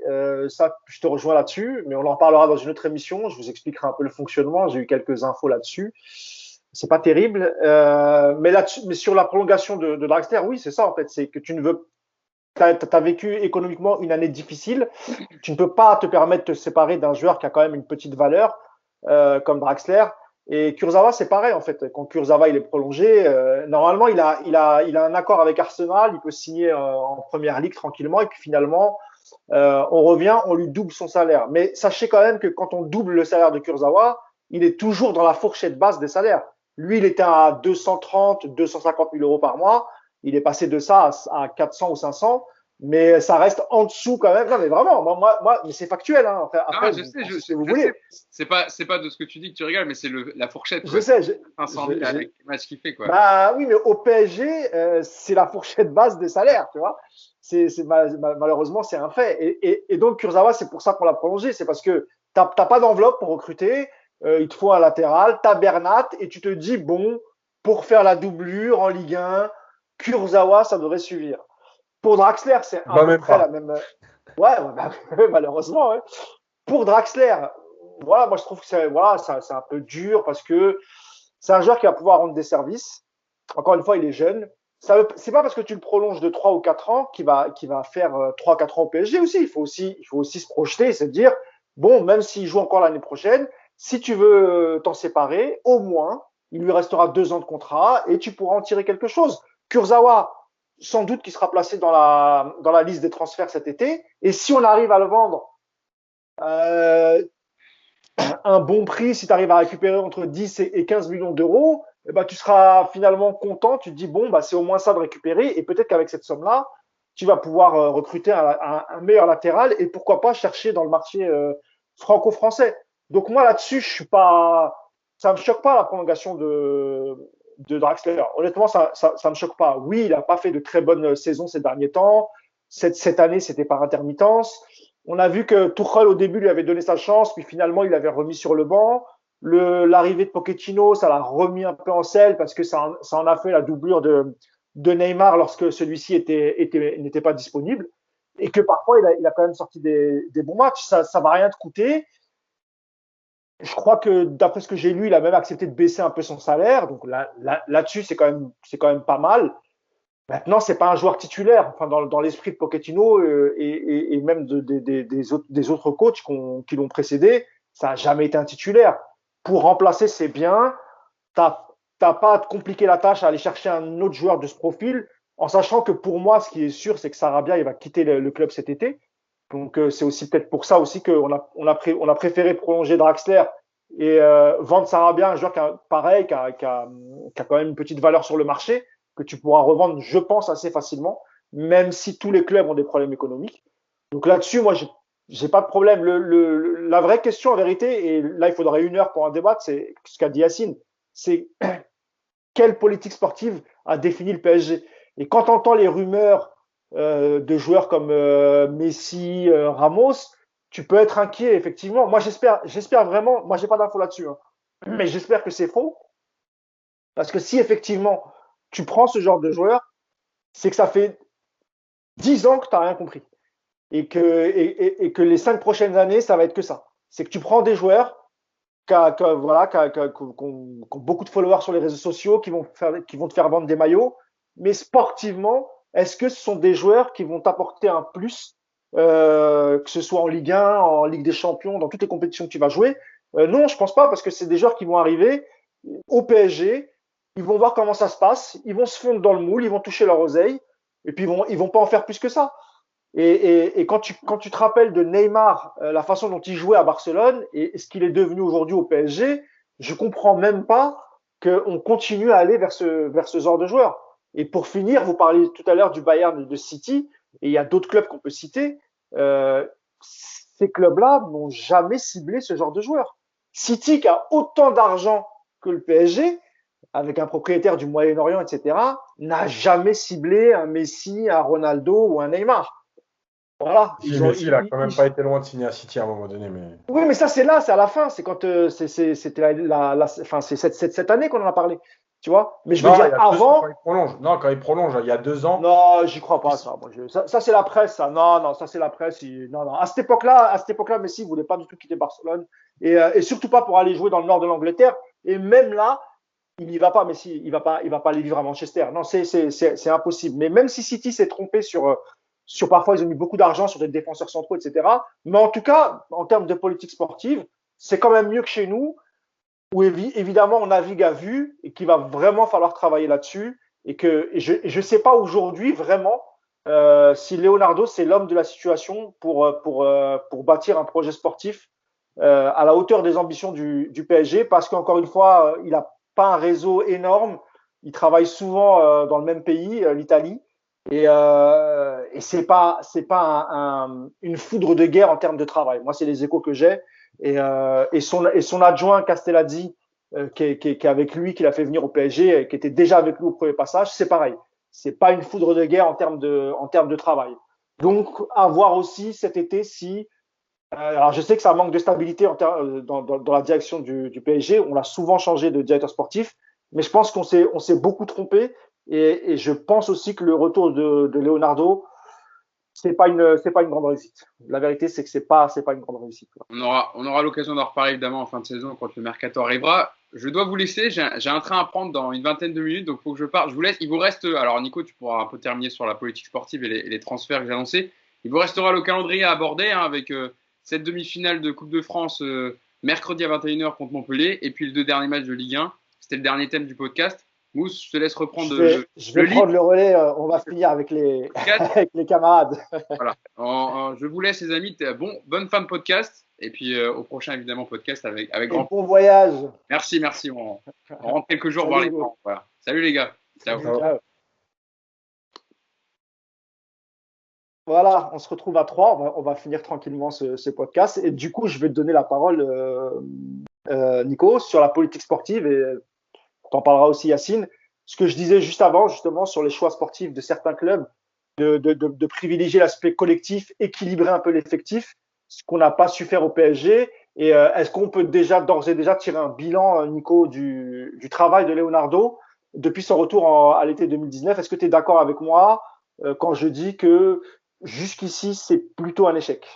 Alors, je parle pas parce que souvent, les gens, je finis parce que c'est en parallèle de ce que disait Yacine sur un peu les supporters nouvelle génération qui vont te dire oui, mais depuis qu'il est revenu, on a fait demi-finale et finale. Est-ce que ça a un lien ou tu es d'accord avec moi et tu dis finalement la politique sportive du PSG depuis le retour du PSG de Leonardo, elle s'est pas beaucoup vue, quoi. Je vais rebondir sur ce que tu as dit, Mousse. La politique sportive, elle peut pas être bonne à partir déjà du constat que tu navigues à vue. C'est pas possible. Comme le dit Yacine, la prolongation de Draxler, tu viens voir donc un mec que tu as essayé de fourguer dans tous tes contrats de vente, d'achat de joueurs depuis 2 ans. Et donc là, à un mois de la fin de son contrat, tu viens lui dire, bon, bah, finalement, on va te garder, on va te mettre 3 ans de plus parce que la situation fait que tu vas peut-être nous rendre service. Déjà, rien que de ça, déjà, je vois pas trop comment tu peux t'attendre à avoir un joueur qui peut t'apporter vraiment quelque chose de fort. À voir, mais sur ce que j'ai vu depuis 2 ans, Draxler, le message qu'on lui envoie, c'est on compte pas sur toi, mais on va te garder parce qu'on n'a pas le choix. Après, j'entends le côté économique le concernant. C'est vrai que si tu laisses partir Draxler gratuitement, tu fais la croix sur, on va dire, une vingtaine de millions d'euros possible d'indemnité de transfert. Et en plus, tu dois, toi, de ton côté, en sortir une vingtaine de millions pour acheter un mec du style, j'ai vu qu'on parlait de Romain Fèvre, de Brest, par exemple, sur ce genre de profil. Donc, ça te fait quand même un gap de 40 millions d'euros juste sur une prolongation. Donc, je peux comprendre ce choix. Mais tu dois le faire bien avant. Parce qu'encore une fois, c'est pas possible de traiter les joueurs comme ça. Ça me fait penser à ce qu'on a fait à Thiago Silva l'été dernier. On rentre de Barcelone, on rentre de Lisbonne le mardi, et le mercredi, on lui dit, bah, finalement, tu as été bon, on va peut-être te prolonger. Tu vois, tu peux pas faire ça. Tu peux pas gérer un club comme ça du jour au lendemain en te disant, bah, tiens, lui, il a été bon, on va le garder. Kurzawa, j'en parlerai même pas tellement c'est un mystère. Mais même si on avait payé, même s'il touchait 10 000 euros au PSG, le fait de le prolonger, c'est juste une aberration. Parce que lui, pour le coup, il a zéro valeur sportive. Faut pas nous prendre pour des cons, il vaut rien. Il n'y a aucun joueur digne de ce nom qui va mettre 10-15 millions sur ce joueur-là. Donc tu vas quoi? Tu vas le vendre 5-6 millions. Il fallait le laisser partir gratos, qu'est-ce qu'on s'en fout? C'est une plaie ce mec-là. Donc tu vois, c'est la politique de ce côté-là, elle est pas bonne. Après, je suis pas d'accord avec toi, Mousse, quand tu parles d'un mec comme Sergio Ramos. Moi, je pense qu'au contraire, c'est justement le genre de mec qu'il faut au PSG. Alors, je parle évidemment d'un Sergio Ramos qui arriverait en mode, voilà, en mode je viens pour m'imposer au PSG, je viens pour gagner une Ligue des Champions et je viens pas en pré-retraite dorée parce que je vais toucher énormément de pognon. Maintenant, je crois pas du tout à cette piste parce que Sergio Ramos, il est un peu comme Ronaldo, il est un peu comme tous ces joueurs-là, ils savent parfaitement utiliser la concurrence pour faire gonfler leur futur contrat. Je le vois pas du tout quitter le Real. Maintenant, sur Ramos, moi je le vois quitter le Real, alors peut-être pas pour le PSG, hein, parce que rappelle-toi de Cristiano Ronaldo, oui, c'est pareil. Qui avait un statut énorme au Real, et Pérez n'a pas hésité à lui dire non, c'est soit tu prolonges avec tel salaire, ou soit tu pars, et finalement il est parti. Et Ramos a 34 ans. Aujourd'hui, je crois qu'en défense centrale, tu as Varane et Militao qui jouent, parce qu'il a été blessé aussi, Ramos, hein, il a 34 ans, ce ne sera pas le même joueur, Nico. Et puis, ta masse salariale, elle risque aussi encore d'exploser parce que il est à 12 millions net au Real et que s'il arrive gratuit au PSG, le PSG s'alignera et en plus lui donnera 2 ans de contrat. Et il a plus le même physique qu'il y a quelques années, 34 ans. Qu'est-ce que tu fais de Kimpembe? Est-ce que tu le vends à ce moment-là? Et tu vois, il y a plein de choses, quoi. Kimpembe, il a été bon quand il y avait 3 défenseurs centraux titulaires au PSG, qui avait une rotation avec Thiago Silva, et effectivement, moi, je trouve que là, il avait progressé. Cette année, son année, elle est pas bonne, globalement. C'est pas une bonne année, il n'a pas progressé, il a montré des carences de partout. Moi, je trouve que c'est pas une bonne année pour Kimpembe. Et encore une fois, moi, un mec comme Sergio Ramos qui signe au PSG, j'applaudis des 2 mains et je serais ravi. Bon, après, ça sera peut-être pas, mais pour moi, c'est justement le genre de mec qui sera capable sur le terrain de dire à un mec comme Neymar, bah, t'es gentil, bonhomme, mais on se prend des vagues parce que tu défends pas, donc bouge-toi le cul. Moi, je pense que Ramos, il a ce caractère-là. Après, ce ne sont que des suppositions. Et comme je pense que lui, il arrive du Real. Il arrive dans un vestiaire qu'il connaît peu. Enfin, il connaît les joueurs, mais c'est pas son vestiaire. Et que de par son aura, il sera capable de dire à Neymar, non, mon grand, moi, j'y crois pas. Sergio Ramos, Mousse, putain, on parle d'un mec qui a tout gagné. On va pas comparer le Real. Non, mais Là, on est en train de comparer un mec qui brille parce qu'il fait des dribbles en 1 contre 1 et qu'il a du monde sur les réseaux sociaux et qui joue à Fortnite la nuit, à un mec qui a tout gagné sur le terrain. La légitimité sportive entre un Ramos et un Neymar, mais il n'y a aucune comparaison. Là-dessus, je suis d'accord avec toi. Mais moi, je te dis qu'en débarquant dans le vestiaire du PSG, Ramos n'osera pas faire ce qu'il faisait au Real parce que moi, je pense qu'il va rentrer dans le moule comme tout le monde. C'est la Ligue 1, il va se dire voilà, c'est un championnat, on va attendre tranquillement les matchs de Ligue des Champions et qu'il va rentrer dans le moule du vestiaire du PSG. Il va prendre son argent et il va pas aboyer sur Neymar parce que Neymar ne lâche pas le ballon. Moi, j'y crois pas une minute. Parce qu'il arrive à un âge, il a 34 ans, ce sera sans doute son dernier contrat, il va pas se faire chier à jouer le justicier. Moi, j'y crois pas. T'as vu Ibra comme il se comporte quand il arrive à Milan? C'est son dernier contrat, il en a rien à foutre. T'as vu un petit peu le bordel qui sème? Non, mais t'as vu le bordel qui sème au Milan? C'est pas il est arrivé, il a calmé tout le monde, il a remis tout le monde au pas. C'est pas le même effectif, Nico. C'est des joueurs moyens enfin, sans manquer de respect au Milan AC, mais c'est pas le même effectif que le Paris Saint-Germain. Bon, après, je continue, hein, Nico. Mais, non, mais alors, j'entends ce que tu dis. Mais alors, dans ce cas-là, il n'y a aucune solution. À court terme, il n'y a aucune solution. C'est-à-dire qu'aujourd'hui, tu as donc un effectif qui est complètement sous la. Alors, ce qui me gêne aussi avec Neymar, c'est qu'on lui en met plein la gueule, moi le premier. Il y a quand même un truc qu'il faut reconnaître, c'est que Neymar, les défauts qu'on voit avec lui, c'est aussi parce que le PSG, le contexte du PSG, la manière dont le club est géré, ça permet à Neymar de se retrouver dans ce genre de position. Toi, Yas, quand tu disais tout à l'heure, il y a des mecs qui sont nuls autour de lui, bah ça, il y est pour rien, Neymar, mais c'est aussi un fait. Si tu mets Neymar dans une équipe qui joue bien, il ne sera pas aussi exaspérant, je pense. Je reste persuadé qu'il ne te fera pas forcément à terme du bien. Mais tu le mets dans une équipe qui tourne bien, tu n'auras pas le Neymar qui a dribblé tout le monde. Tu lui demandes de faire 6 mois. Non, tu auras le Neymar de 2015, 2014, voilà, qui joue à Barcelone. Exactement. C'est ça la politique sportive. C'est-à-dire que si tu mets tout sur Neymar et Mbappé et que tu n'as plus l'oseille pour construire autour, il n'y a aucun intérêt en fait. J'ai une question d'ailleurs, Yacine, pour toi, justement pour faire une comparaison. Est-ce que le FC Barcelone ne s'est pas mis aussi dans la même situation que le PSG? C'est-à-dire qu'après le départ de Neymar, il a très mal utilisé son argent et à chaque fois a voulu prendre le joueur qui a brillé dans la saison. Un coup Dembélé, un coup Griezmann, un coup Coutinho et justement a délaissé un peu les autres postes. Et aujourd'hui, quand tu vois l'effectif du FC Barcelone, je trouve qu'il est assez déséquilibré et que tu as une attaque de feu sans doute, avec des très grands joueurs, mais le reste, ça devient des joueurs, je n'allais pas dire moyens, faut pas exagérer, mais c'est un peu à l'image du PSG. Est-ce que tu es d'accord avec ça, Yacine? Ben oui, parce qu'eux aussi n'ont plus de politique sportive. Leur politique sportive, c'était de compenser le départ de Neymar et de garder Messi.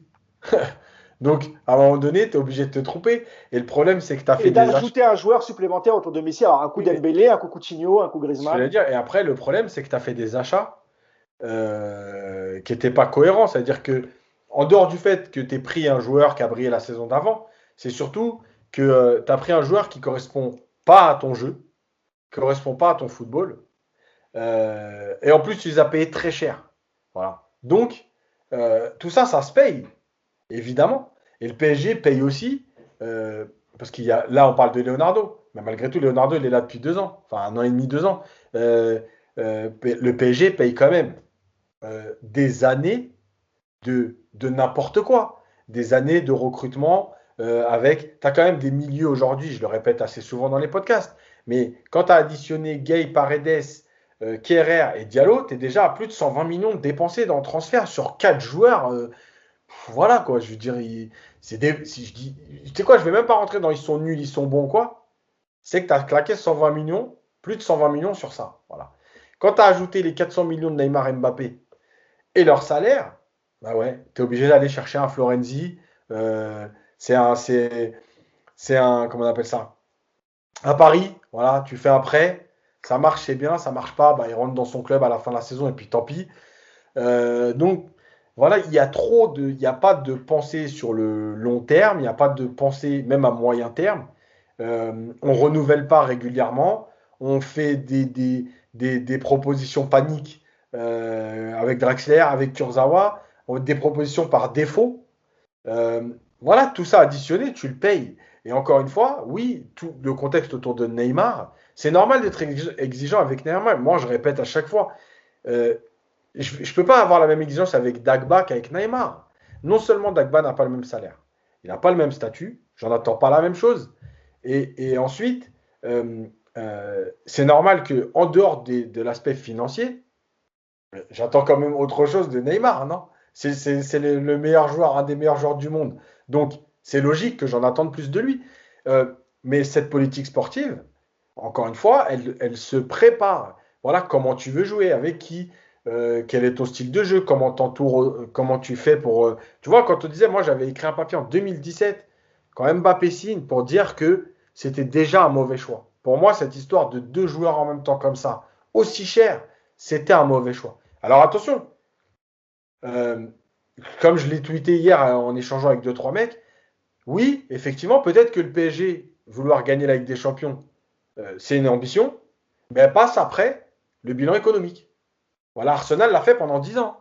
Arsenal a demandé à Arsène Wenger de faire gagner de l'argent au club, de rentabiliser le stade et de se qualifier pour la Ligue des Champions. On lui demandait rien d'autre, pas de titre, rien du tout. C'est aussi une façon de voir le football. Et le PSG, quand tu vois qu'aujourd'hui, ils sont quand même rentrés dans les 50 entités sportives qui rapportent le plus d'argent avec la plus grosse progression, bah, effectivement, de ce côté-là, tu peux rien dire. Donc ça a marché économiquement. Justement, tu parles de ça, et Nico, je reviens vers toi. Est-ce que le problème, finalement, on en a souvent parlé, le problème, c'est au-dessus. C'est qu'on a, en fait, on a un président qui, évidemment, le monde du foot, c'est pas sa spécialité. Nasser Al-Khelaifi, c'est un grand connaisseur du football. Et est-ce que le problème, il est pas là? Et est-ce que, au bout de 10 ans, peut-être, il faudrait partir sur un autre cycle, installer des gens à la tête du PSG qui connaissent vraiment le foot. Quand tu vois un peu la structure du Bayern, tu as beaucoup d'anciens joueurs, mais de toute génération. Hein. Tu as des joueurs des années 70, tu as des joueurs des années 90, 2000. Et chez nous, on voit très peu ça. On a effectivement un ancien joueur, c'est Leonardo, mais qui est directeur sportif. Mais quand tu prends la carrière de dirigeant de Leonardo, par tous les clubs où il est passé, il n'y a pas de réel succès, à part son premier passage au PSG en 2010-2011, enfin 2011 plutôt. Mais en dehors de ça, et même, je ne sais pas si vous vous rappelez de l'expérience qu'il avait eu en Turquie, ça a été catastrophique. Et en fait, ce qu'il a fait, c'est qu'il est parti chercher des joueurs français un peu, tu vois, des joueurs de ballon. Il avait pris des Nasri, des Jérémy Ménez, etc. Et puis le club, il a sombré et je crois qu'il a ça. Il a même pas fait une saison. Hein. Il s'est fait virer. Il s'est fait virer au bout de quelques mois. La politique sportive était désastreuse. Leonardo, son premier passage, le bilan, c'est qu'il avait une enveloppe illimitée au niveau de recrutement. Il a été cherché. Il a, à part Verratti, qui nous ont sorti d'on ne sait où, le reste, quand on te dit que tu as un fonds illimité et que tu peux aller te payer Ibra et Thiago Silva, pour moi, c'est pas un gros coup. Tout le monde est capable de faire ça. Aujourd'hui, effectivement. Mais là, on va pointer du doigt et tu connais mieux. Nico, quand je dis ça, je dis dans le sens où il a réussi quand même, c'était pas évident de les persuader. Alors tu peux les persuader avec de l'argent. Alors là, on a doublé le salaire de Kurzawa qui touchait 100 000. On a fait la même chose avec Ibra qui touchait 600 ou 700. Donc forcément, quand tu lui dis tu vas plus toucher 600 mais 1,2 million, tu m'étonnes que tu arrives à les convaincre les mecs. Toi, pour moi, ça c'est pas des gros coups, ça. C'est des trucs, voilà, tu es puissant financièrement, tu signes des gros joueurs. Voilà, ça c'est facile. Mais aujourd'hui, le problème du PSG, c'est qu'il n'y a pas une cellule de recrutement surtout. Regarde, je parlais ce matin avec un mec sur Twitter qui me parlait de Caio Henrique à Monaco. 8 millions d'euros il a coûté. Le gars, quand il débarque, il n'est pas connu. Arrivé, tu te rends compte que c'est un très très bon joueur, un bon latéral. Le PSG aujourd'hui n'a pas la capacité d'organisation de sortir de ce genre de transfert. Le PSG n'est pas capable. Est-ce qu'il ne faut pas changer au-dessus comme l'a fait Marseille avec Hérault? C'est en dessous là pour le coup. C'est-à-dire que tu ne peux pas confier le recrutement à Leonardo et son adjoint, parce qu'il n'y a que les deux qui recrutent, sachant que tu n'as plus le même argent qu'avant. Leonardo, donc aujourd'hui, comme le disait Yacine, ça va être des paris. Il va aller chercher des joueurs qu'il connaît, qui sont soit en échec, soit en fin de contrat, soit on ne sait pas trop, et il ne va pas les payer trop cher. Mais aujourd'hui, le PSG n'est absolument pas capable d'aller dénicher comme le Bayern avait déniché un Davis, par exemple. C'est pas possible. Qui va nous l'amener sur le plateau? Il n'y a plus de cellule de recrutement au PSG. Donc, c'est pas Leonardo qui va aller faire le tour d'Amérique du Nord pendant 6 mois et qui va venir avec une liste de 10 joueurs en disant voilà, j'ai ciblé 10 mecs. C'est pas son travail aujourd'hui, Leonardo. Donc, il est là le problème. Mais là, c'est pas en haut, c'est en bas.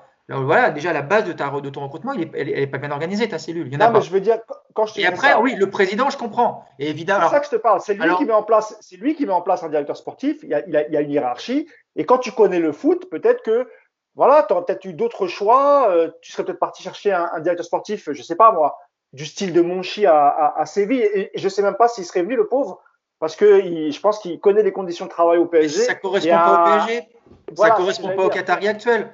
Aujourd'hui, tu dis à Nasser, tu as le choix entre un Canadien inconnu qu'on va payer 2 millions qui s'appelle Davis, ou alors on fait venir Dani Alves qui a 35 ans et qui va nous coûter un bras. On choisit Dani Alves au PSG.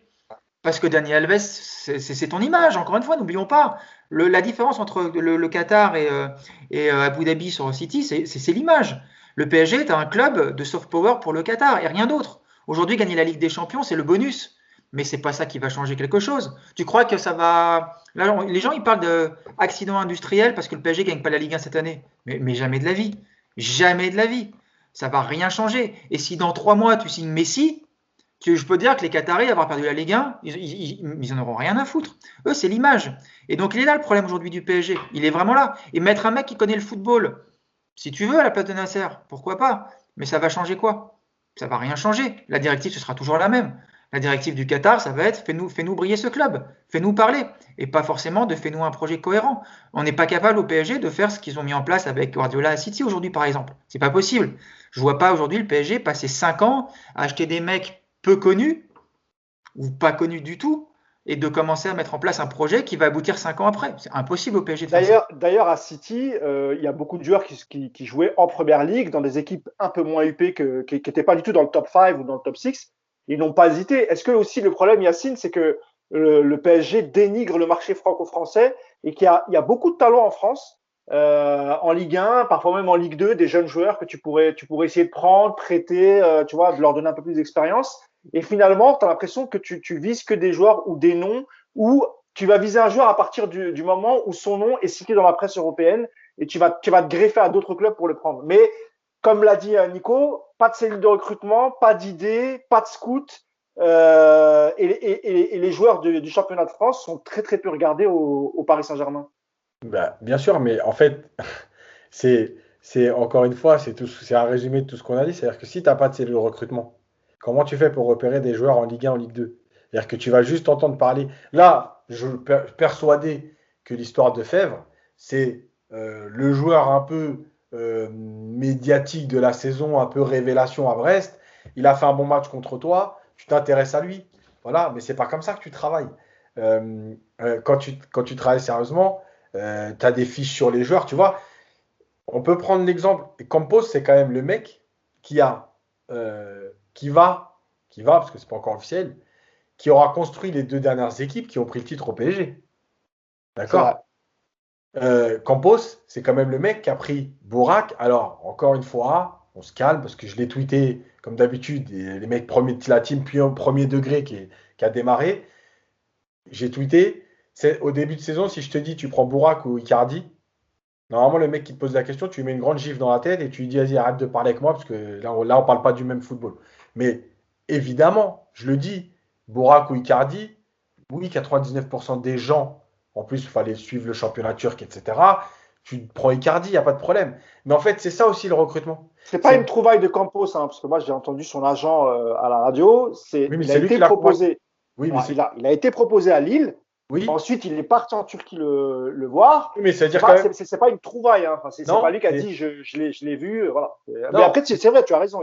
Parce qu'à priori, Là, il il avait va- d'autres offres en Justement. Europe et il a Il a- réussi à lui vendre le projet de Lillois. Ça, c'est vrai. Bien sûr, mais justement, il aurait pu dire, vas-y, dégage avec ton Bourak, comme Vincent Labrune l'a fait avec Ferrat et Marez en disant, nous, on est Marseille, on ne prend pas des joueurs de l'USMA d'Alger. Voilà, il aurait très bien pu lui dire ça. Il a 35 ans, il a fait toute sa carrière en Turquie. Écoute, remballe avec ton joueur. Donc, déjà, il a été le voir, il l'a pris, il l'a convaincu, etc.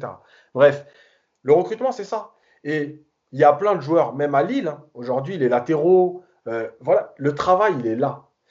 Leonardo, on l'a dit à chaque fois. Et encore une fois, ça ne veut pas dire qu'on est anti ou pro Leonardo. Moi, encore une fois, je suis pour le PSG, je m'en fous Leonardo. Et j'ai annoncé au début de l'année, on l'avait dit, on en a parlé souvent, Mousse, que de toute façon, Leonardo, c'est pas un mec qui reste longtemps.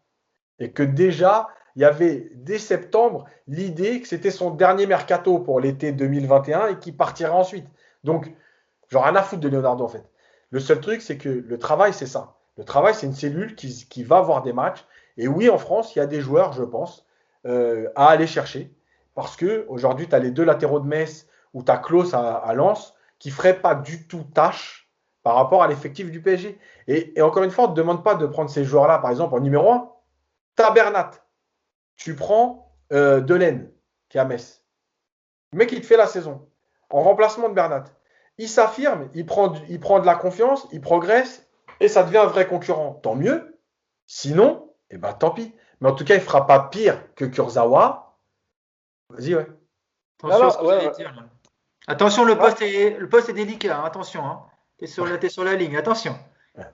Non, moi, ce que je voulais dire, Nico, pour rebondir là-dessus, c'est est-ce que le PSG n'a pas été refroidi aussi par quelques joueurs franco-français qui jouaient dans le championnat de France, mais qui ont été quand même des flops.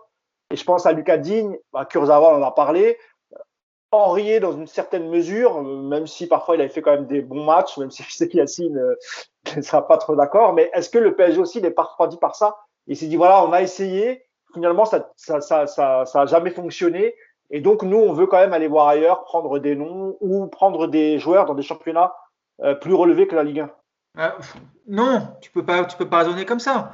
Si tu es refroidi par Digne et son passage au PSG, tu dis quoi de Kerrer que tu as payé un bras et que tu payes. Enfin, tu vois, il y a un moment où, non, mais comme le dit Yacine, il y a un moment où l'idée c'est pas de recruter un mec en France que tu vas payer 80 millions, que tu vas propulser titulaire sans aucune expérience en disant bon bah maintenant on va voir s'il est capable. Non, tu prends des doublures. Là j'ai eu pas mal d'échanges hier, j'en ai pris comme il fallait. Kamavinga. Exactement. On va parler de Kamavinga.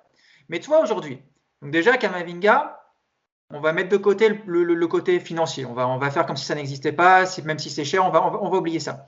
Aujourd'hui, tu décides de prendre Kamavinga au PSG. Moi, je veux bien. Le gamin, il a 18 ans, 17 ans. Je ne sais même pas s'il a ses 18 ans, pas encore, je crois. S'il a eu. Il vient de les avoir, oui, exact. Est-ce qu'aujourd'hui, le PSG a travaillé sur Kamavinga en profondeur pour être capable de dire, par rapport à son profil de jeu, par rapport à son mental, par rapport à sa marge de progression, par rapport à ses qualités, est-ce qu'il est capable de dire, le PSG, on va prendre Kamavinga parce qu'on pense qu'en le mettant avec un tel et un tel, ça peut tourner? Non, on n'a pas du tout travaillé là-dessus. Aujourd'hui, le PSG s'intéresse à Kamavinga parce que ça a été l'espoir du foot français qui s'est révélé l'année dernière, qu'on en a commencé à parler au Real, qu'on en a commencé à en parler en Angleterre, et du coup, le PSG, oh là là, peut-être qu'on se positionne sur lui. Mais il n'y a pas de travail. Et aussi parce qu'ils nous ont battus en finale de Coupe de France, et je pense qu'il y a un peu de ça aussi. Mais tu vois, c'est pas aujourd'hui. C'est pour ça, et c'est ce que je disais hier dans mon tweet, c'est que j'espère que ce transfert ne va pas se faire à la fois pour le PSG, mais aussi pour le joueur. Parce que Kamavinga, tu le mets cet été au PSG, mais ça va être une boucherie. Il va se noyer, le pauvre gamin. Il n'a pas d'expérience. Il va se retrouver dans le bordel actuel du PSG. Mais moi, je suis contre ce transfert cet été. Pour moi, c'est un joueur qui n'est pas aguerri au PSG actuel. Encore une fois, au PSG actuel. Si le PSG travaillait comme d'autres clubs européens, et notamment le Bayern, qu'on va prendre en exemple, parce que pour moi, c'est la référence absolue en termes de cohérence sportive. Si tu travailles comme le Bayern, évidemment que tu vas chercher Kamavinga. Parce que tu vas lui laisser le temps de grandir. Parce que, encore une fois, tu as analysé le profil du joueur et tu sais que tu vas pouvoir l'inclure dans ton projet. Mais il n'y a pas de projet au PSG. Il n'y a rien. Donc, Kamavinga, tu vas le prendre. On n'a que des joueurs de complément au milieu de terrain. On va en rajouter un de plus. On va dire, maintenant, démerdez-vous, l'entraîneur. Allez, tu as 5 au milieu de terrain. On ne sait pas trop comment ils peuvent jouer ensemble, mais c'est à toi de le trouver, démerde-toi. Ça avait fonctionné avec Verratti tout de même au début de l'RQSI. C'était un jeune de 18 ans. Il y a des anomalies. Pas forcément. Il y a des anomalies au PSG. Verratti est une anomalie. Mbappé est une anomalie. Il y en a combien des gamins de 17 ou 18 ans qui débarquent au PSG qui peuvent s'imposer? Les jeunes du PSG qui sont là depuis 10 ans en formation, ils n'arrivent pas à s'imposer dans ce club. C'est pas possible. Il y a eu Lo Celso qui est arrivé jeune, que je trouvais qu'il a été bien géré, parce que la première année, il avait été géré tranquillement. Il a peu joué. Lo Celso, quand il est arrivé au PSG, moi, je trouve qu'il a été plutôt bien géré, et c'était pas un mauvais joueur, Lo Celso. Mais non, mais. Moi aussi, j'aimais bien. Pour te dire, je l'avais acheté à mon petit gazon. Voilà, tout est dit. Voilà. Non, mais Lo Celso au PSG, c'est quoi sa trace? C'est un bid total. C'est un Non, bid tu peux pas total, le dire ça. Chelsea au PSG. Non. Mais c'est quoi la trace de le Chelsea au PSG? Dis-moi, c'est quoi sa Non, trace? mais Qu'est-ce d'abord, qu'on va... il a joué une saison et après, il s'est fait jeter comme un malpropre parce que Tuchel n'en voulait pas. Mais moi, la première saison, il arrive. C'est un mec qui est ultra suivi. Là, pour le coup, il avait été suivi par la cellule de recrutement du PSG. Très bon gaucher, milieu de terrain. Il vient la première saison, Emery ne le fait pas beaucoup jouer, il le préserve, mais il ne le prête pas, il le garde avec lui. La saison d'après, il a fait des matchs super intéressants, il a joué un peu plus. Après, Tuchel arrive, il ne veut pas de ce type de joueur et l'envoie à Tottenham. Alors, je dis pas qu'à Tottenham, c'est une réussite, hein, parce que c'est pareil, hein, il a pas trouvé sa place et c'est pas un titulaire indiscutable. Mais il y a eu parfois au PSG des paris, mais peut-être qu'après, ont été mal gérés. Je sais pas ce que vous en C'est pensez. exactement ce que disait Yacine tout à l'heure. Tu fais venir des joueurs parce que c'est la période qui va te dire on va prendre un joueur, on va prendre un joueur, on va prendre un joueur. 6 mois ou un an après, l'entraîneur il gicle et le remplaçant, et ben ce joueur-là, il compte pas dessus. Lo Celso, exemple parfait, effectivement. Tu fais venir Lo Celso sous l'époque d'Emery, et puis quand Tourelle arrive, 2 ans après, il dégage. Parce que tu n'as pas de cohérence dans ton projet. Kamavinga, encore une fois, alors, et pour le coup, là, je vais du coup parler d'argent. Est-ce que tu mets 50, 40, 50 ou 60 millions sur un Kamavinga cet été, sachant que tu sais absolument pas comment tu vas le faire jouer, tu sais pas si l'entraîneur dans 6 mois il va compter sur lui, et tu sais pas si les joueurs autour de lui seront complémentaires. Tu vois, il n'y a rien qui est préparé. Et tu mets 60 millions là-dessus. Mais sauf que tu dois aussi en mettre 20 sur un latéral droit ou 30, 20 sur un latéral gauche, 40 ou 50 sur un défenseur central. Il va falloir remplacer le roi du barbecue devant parce que je sais qu'on le dire, mais Icardi, il peut pas rester au PSG. Il va falloir que tu trouves un ou deux milieux relayeurs parce que cette équipe du PSG, il n'y a pas de milieu aujourd'hui sur le profil qu'il faut. Donc, est-ce qu'aujourd'hui, tu peux te permettre de tâtonner sur des jeunes Français comme ça, que tu vas payer le prix fort, alors que tu as d'autres priorités? Il est là aussi le souci, tu vois. Et puis, il y a aussi la partie vente, Nico, parce que effectivement, c'est des joueurs qui coûtent un peu cher, mais tu as aussi quelques joueurs que tu pourras revendre, récupérer un peu d'argent.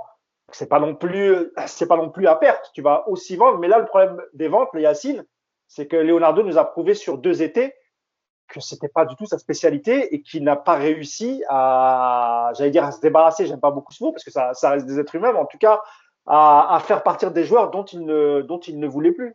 Mais de toute façon, la première fois qu'il est arrivé aussi, hein, les ventes de Gamero et tout, c'est pas non plus des réussites, hein. Donc, Leonardo, c'est pas un vendeur. Donc, oui, bah, moi, je pense que de toute façon, le PSG. Mais de toute façon, quand tu as une mauvaise politique sportive dans un sens, en général, elle se vérifie aussi dans l'autre. Euh, Quand ils ont vendu tous les jeunes un été, tu as vendu tous les jeunes pour combler les petits trous, c'est-à-dire 10 par-ci, 15 par. Non, mais tu sais, c'est des trucs d'épicier quand même. Ah ouais, mais il y avait plus de 100 millions de ventes. C'était la dernière année d'Enrique, pardon. Mousse, quand je te dis ça, c'est que on est en train de parler d'un budget de 800 millions. Si tu me dis le PSG, ils ont 250 millions de budget et qu'ils vendent pour 100 millions les jeunes, c'est bien. Mais quand tu as 850 millions, je suis désolé, ça c'est des trucs d'épicier. Tu as vendu 8 jeunes à 10, 12, tu es parti gratter un peu. Et excuse-moi de te dire que Ah c'est non, pas. je suis pas d'accord Ah si, là-dessus. si, Pas bah du si. tout. Alors, Si, je te le dis. alors Tu sais, Yacine, je vais te on va donner un dire ça. exemple. Attends, je vais te donner juste un exemple.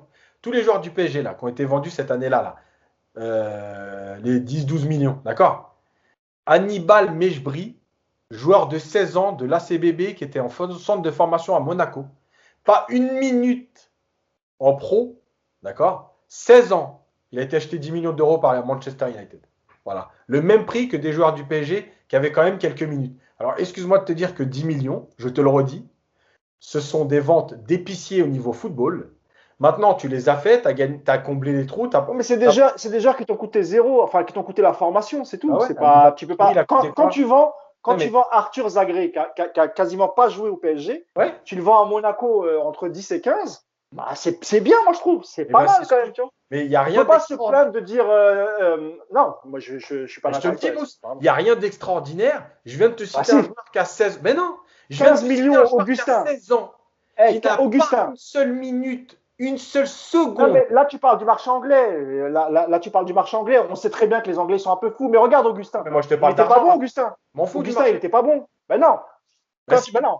bah Les si. mercatos, Yacine, non, le mercato, il faut connaître un petit peu comment ça fonctionne. Tu as des Non, marchés il n'y a rien qui à sont un peu voir. déréglés, comme la première ligue, qui sont capables de prendre des joueurs, comme tu l'as dit, 16 ans, 10 millions. Ça, on connaît parce qu'il y a beaucoup d'argent et que Manchester United, ces derniers temps, en termes de recrutement, on ne peut pas dire que ce soit la Non, mais référence. attends, Maintenant, quand attends, tu vends, laisse-moi finir. non, Laisse-moi finir. Quand tu vends Augustin entre 15 et 20 millions à Leipzig, quand tu es le PSG, c'est bien. Quand tu vends Zagre, presque 15 millions à Monaco. C'est bien. Weah, tu le vends 10 millions, il a fait une saison. C'est bien. C'est pas parce que c'est des petits joueurs et c'est des petites sommes qu'il faut dénigrer ça. Il fallait trouver les clubs pour les vendre. C'est ça, Yacine, tu vois. Non, mais non. Tu vois, tu l'as mal compris. J'ai pas du tout dénigré. J'ai dit, c'est des ventes forcées parce que tu avais un trou. Rappelle-toi, il fallait trouver 60 millions au départ. Ah oui, mais il fallait. Bah oui. Et donc, c'est des ventes forcées. Tu n'as même pas le temps de valoriser ton joueur. Tu le vends 10 millions. 10 millions, c'est le prix d'un enfant de 16 ans. Et quand tu me parles du marché anglais, c'est comme si demain, toi, tu vends une voiture. Elle coûte 8 000 euros. Tu as un Russe, il vient, il te dit, je te donne 15 000. Tu vas me dire, ah ouais, mais c'est le marché russe. Mais genre, rien à foutre, moi, je l'ai vendu 15 000, je l'ai vendu 15 000. Qu'est-ce que c'est mon problème, ce soit un Russe ou un Anglais qui l'achète? Et je te dis qu'il y a un joueur de 16 ans, 0 seconde, en pro, il a acheté 10 millions. Est-ce qu'en France, tu vois ce type de deal? T'en vois pas. Tu vois pas un club acheter un joueur de 16 ans 10 millions. Ça, tu le vois qu'en première ligue. Ouais, mais Mousse, la plupart des joueurs dont on parle, ils ont été vendus à l'étranger. Ah non, Zagreb, Monaco. Weah, il a été vendu à Lille. Monaco, déjà, Monaco, c'est l'étranger pour moi. Weah, il a été vendu à Lille. Après, tu as eu Nkunku et Diaby, effectivement, c'était le marché allemand. Mais c'est des joueurs qui avaient. Sceptique. Voilà, mais un joueur comme Nkunku, je suis désolé, il a été vendu presque 20 millions, je crois, entre 15 et 20 avec les bonus. Il avait beaucoup joué, il avait quand même beaucoup joué, il avait 22 ans, je crois, ou Diaby était un peu plus jeune, il avait fait une saison qui était pas mal. Donc, c'est aussi bien aussi quand tu formes des joueurs d'arriver à les vendre, parce que tu dis que c'est des petites ventes d'épiciers. Mais aujourd'hui, 10 millions d'euros, il y a des joueurs, il y a un club comme Marseille, la saison dernière et même cette saison, qui était incapable de trouver 10 millions pour un joueur lambda pour renforcer son équipe. Donc, moi je trouve un peu difficile. Écoute, je termine là-dessus. En plus, il va falloir que j'y aille, parce que ça fait. Oui. C'est vrai qu'on a débordé. Je termine là-dessus. Quand je dis d'épicier, c'est que tes jeunes au départ, ils ne devaient pas te servir à ça, les Nkunku, les Diaby, etc. Tu as été obligé de les vendre pour combler un trou et tu as additionné les 10 millions, 10 millions, 10 millions, 10 millions. C'est ça que je dis. Pour moi, c'est pas ça une politique. Mais non. Pour moi, c'est pas ça une politique sportive. Une politique sportive, si tu la penses, par exemple, tu n'achètes pas Kerrer 35 et tu développes Diaby. Ça, c'est une politique sportive. Non, mais ça, on est d'accord. Mais justement, oui. L'épicier, c'est. Regarde, tu sais quoi? Pour moi, ce qu'ils ont fait, le PSG, pourquoi je vais te dire des ventes d'épiciers? Parce que pour moi, c'est aller dans ta cave, dire tiens, j'ai un carton de livres, je vais pouvoir les vendre 200 euros, il me manque 1000 euros pour payer mon loyer. Tiens, j'ai une imprimante à 50 euros, tiens, j'ai un truc. Voilà, c'est ça qu'ils ont fait. Yacine, pour finir, non, les ventes, elles n'étaient pas prévues. Non, mais les joueurs, mais bien sûr que si, c'était prévu. Non. Les joueurs dont on parle, c'est des joueurs qui n'avaient pas vocation à être titulaires au PSG. Mais dans la rotation, ils étaient. Diaby, etc. Ils étaient dans la rotation. C'est pas mieux de garder Diaby que Kurzawa, par exemple? Là-dessus, je suis d'accord. C'est pas de ça que je te parle. Moi, je te parle juste de. T'as des joueurs, t'as des joueurs à fort potentiel. Tu réussis à les vendre. T'es pas ridicule. Tu les vends pas 4 ou 3 millions. C'est des joueurs qui avaient peu de temps de jeu, à part Nkunku, bien sûr, et Diaby, dans une moindre mesure. Pour le reste, Ensoki, Zagré, c'est des joueurs que tu as formés. Tu sais très bien qu'ils n'auront pas tant de jeu au PSG. Eh ben, autant les vendre. Si ça te permet de renflouer un peu les caisses, tant mieux. Moi, je te dis juste que, tu vois, Dagba, je te donne un exemple. Après, on arrête si tu veux rebondir, Nico. Mais Dagba, mais tout le monde sait, quand tu connais un peu l'environnement du PSG, tout le monde sait que Leonardo n'aime pas le joueur, enfin, n'aime pas le profil du joueur, pardon, ou le joueur que c'est. Il n'a pas réussi à le vendre. Et pourtant, Dagba, c'est les mêmes profils que tu vois ce que je veux dire, non, mais pas dans la qualité du joueur, pas dans la qualité du joueur. Mais je te parle, c'est un joueur qui est arrivé à 16 ans au PSG, il n'est même pas formé. C'est un petit jeune dont tu sais très bien que tu ne vas pas compter dessus. Et ben lui, il n'a pas été capable de le vendre. Il n'a pas été capable de le vendre. Diaby Nkunku, c'est 3, 4 niveaux au-dessus de Dagba. Hein. Non, mais je parle pas de. T'as pas compris. Je te parle de profil de joueurs qui appartiennent au PSG, qui n'ont rien coûté au PSG. Je parle pas de qualité de technique ou sportive. Ah, mais ta qualité, Mousse, elle va forcément. Ta qualité, elle rentre forcément en compte au moment de la vente, justement. Si Dagba, il avait, comme tu dis, le potentiel d'un Nkunku, d'un Diaby, Leonardo, il aurait aussi à le vendre. Ça tient aussi à sa qualité. Il était fort, Nico. T'as aimé Ensoki, toi? Ensoki, tu l'aimais bien? Le peu de matchs que tu l'as vu jouer, Ensoki. Non, mais. Moi, je peux te dire. Il a été vendu plus de 10 millions à Nice. Non, mais moi, je vais te le dire. Ensoki, je vais te le dire. S'il a un cerveau, c'est un très bon joueur. C'est un très gros potentiel. Par contre, c'est un joueur qui n'est pas du tout géré dans sa tête. C'est-à-dire qu'il prend très vite la grosse tête. Et c'est son problème. Et c'est ce qui lui a coûté au PSG. Parce que rappelez-vous que son match à Marseille est plutôt très intéressant pour un jeune joueur qui se lance comme ça au Vélodrome. Un mot à ajouter, Nico, ou on arrête là? Bon, on va s'arrêter là. Hein. Je suis content en plus qu'on a parlé de tous les nuls mauvais qu'il faut vendre. On n'a pas cité le boulanger volant, donc je suis trop content. Quoi. Oh, mais on va pas se voiler la face, Nico. Tu sais très bien que après, surtout les images qu'on a vues sur RMC, etc., il y a peu de chances qu'il reste cet été. Il sera prêt. Ouais, enfin, il a jamais fait un match aussi pourri que celui de Kurzawa hier. Voilà, c'est tout. C'est pas faux, c'est pas faux. Merci les gars, merci Nico, merci Yacine. Et puis on se retrouve peut-être jeudi après le match de Coupe de France face à Montpellier. Alors peut-être on se dirige vers une 14e Coupe de France, on verra bien, mais on croise les doigts au moins pour pas finir sur une saison blanche et au moins vivre une finale. Merci à tous et rendez-vous jeudi. Ciao. Ciao. Ciao.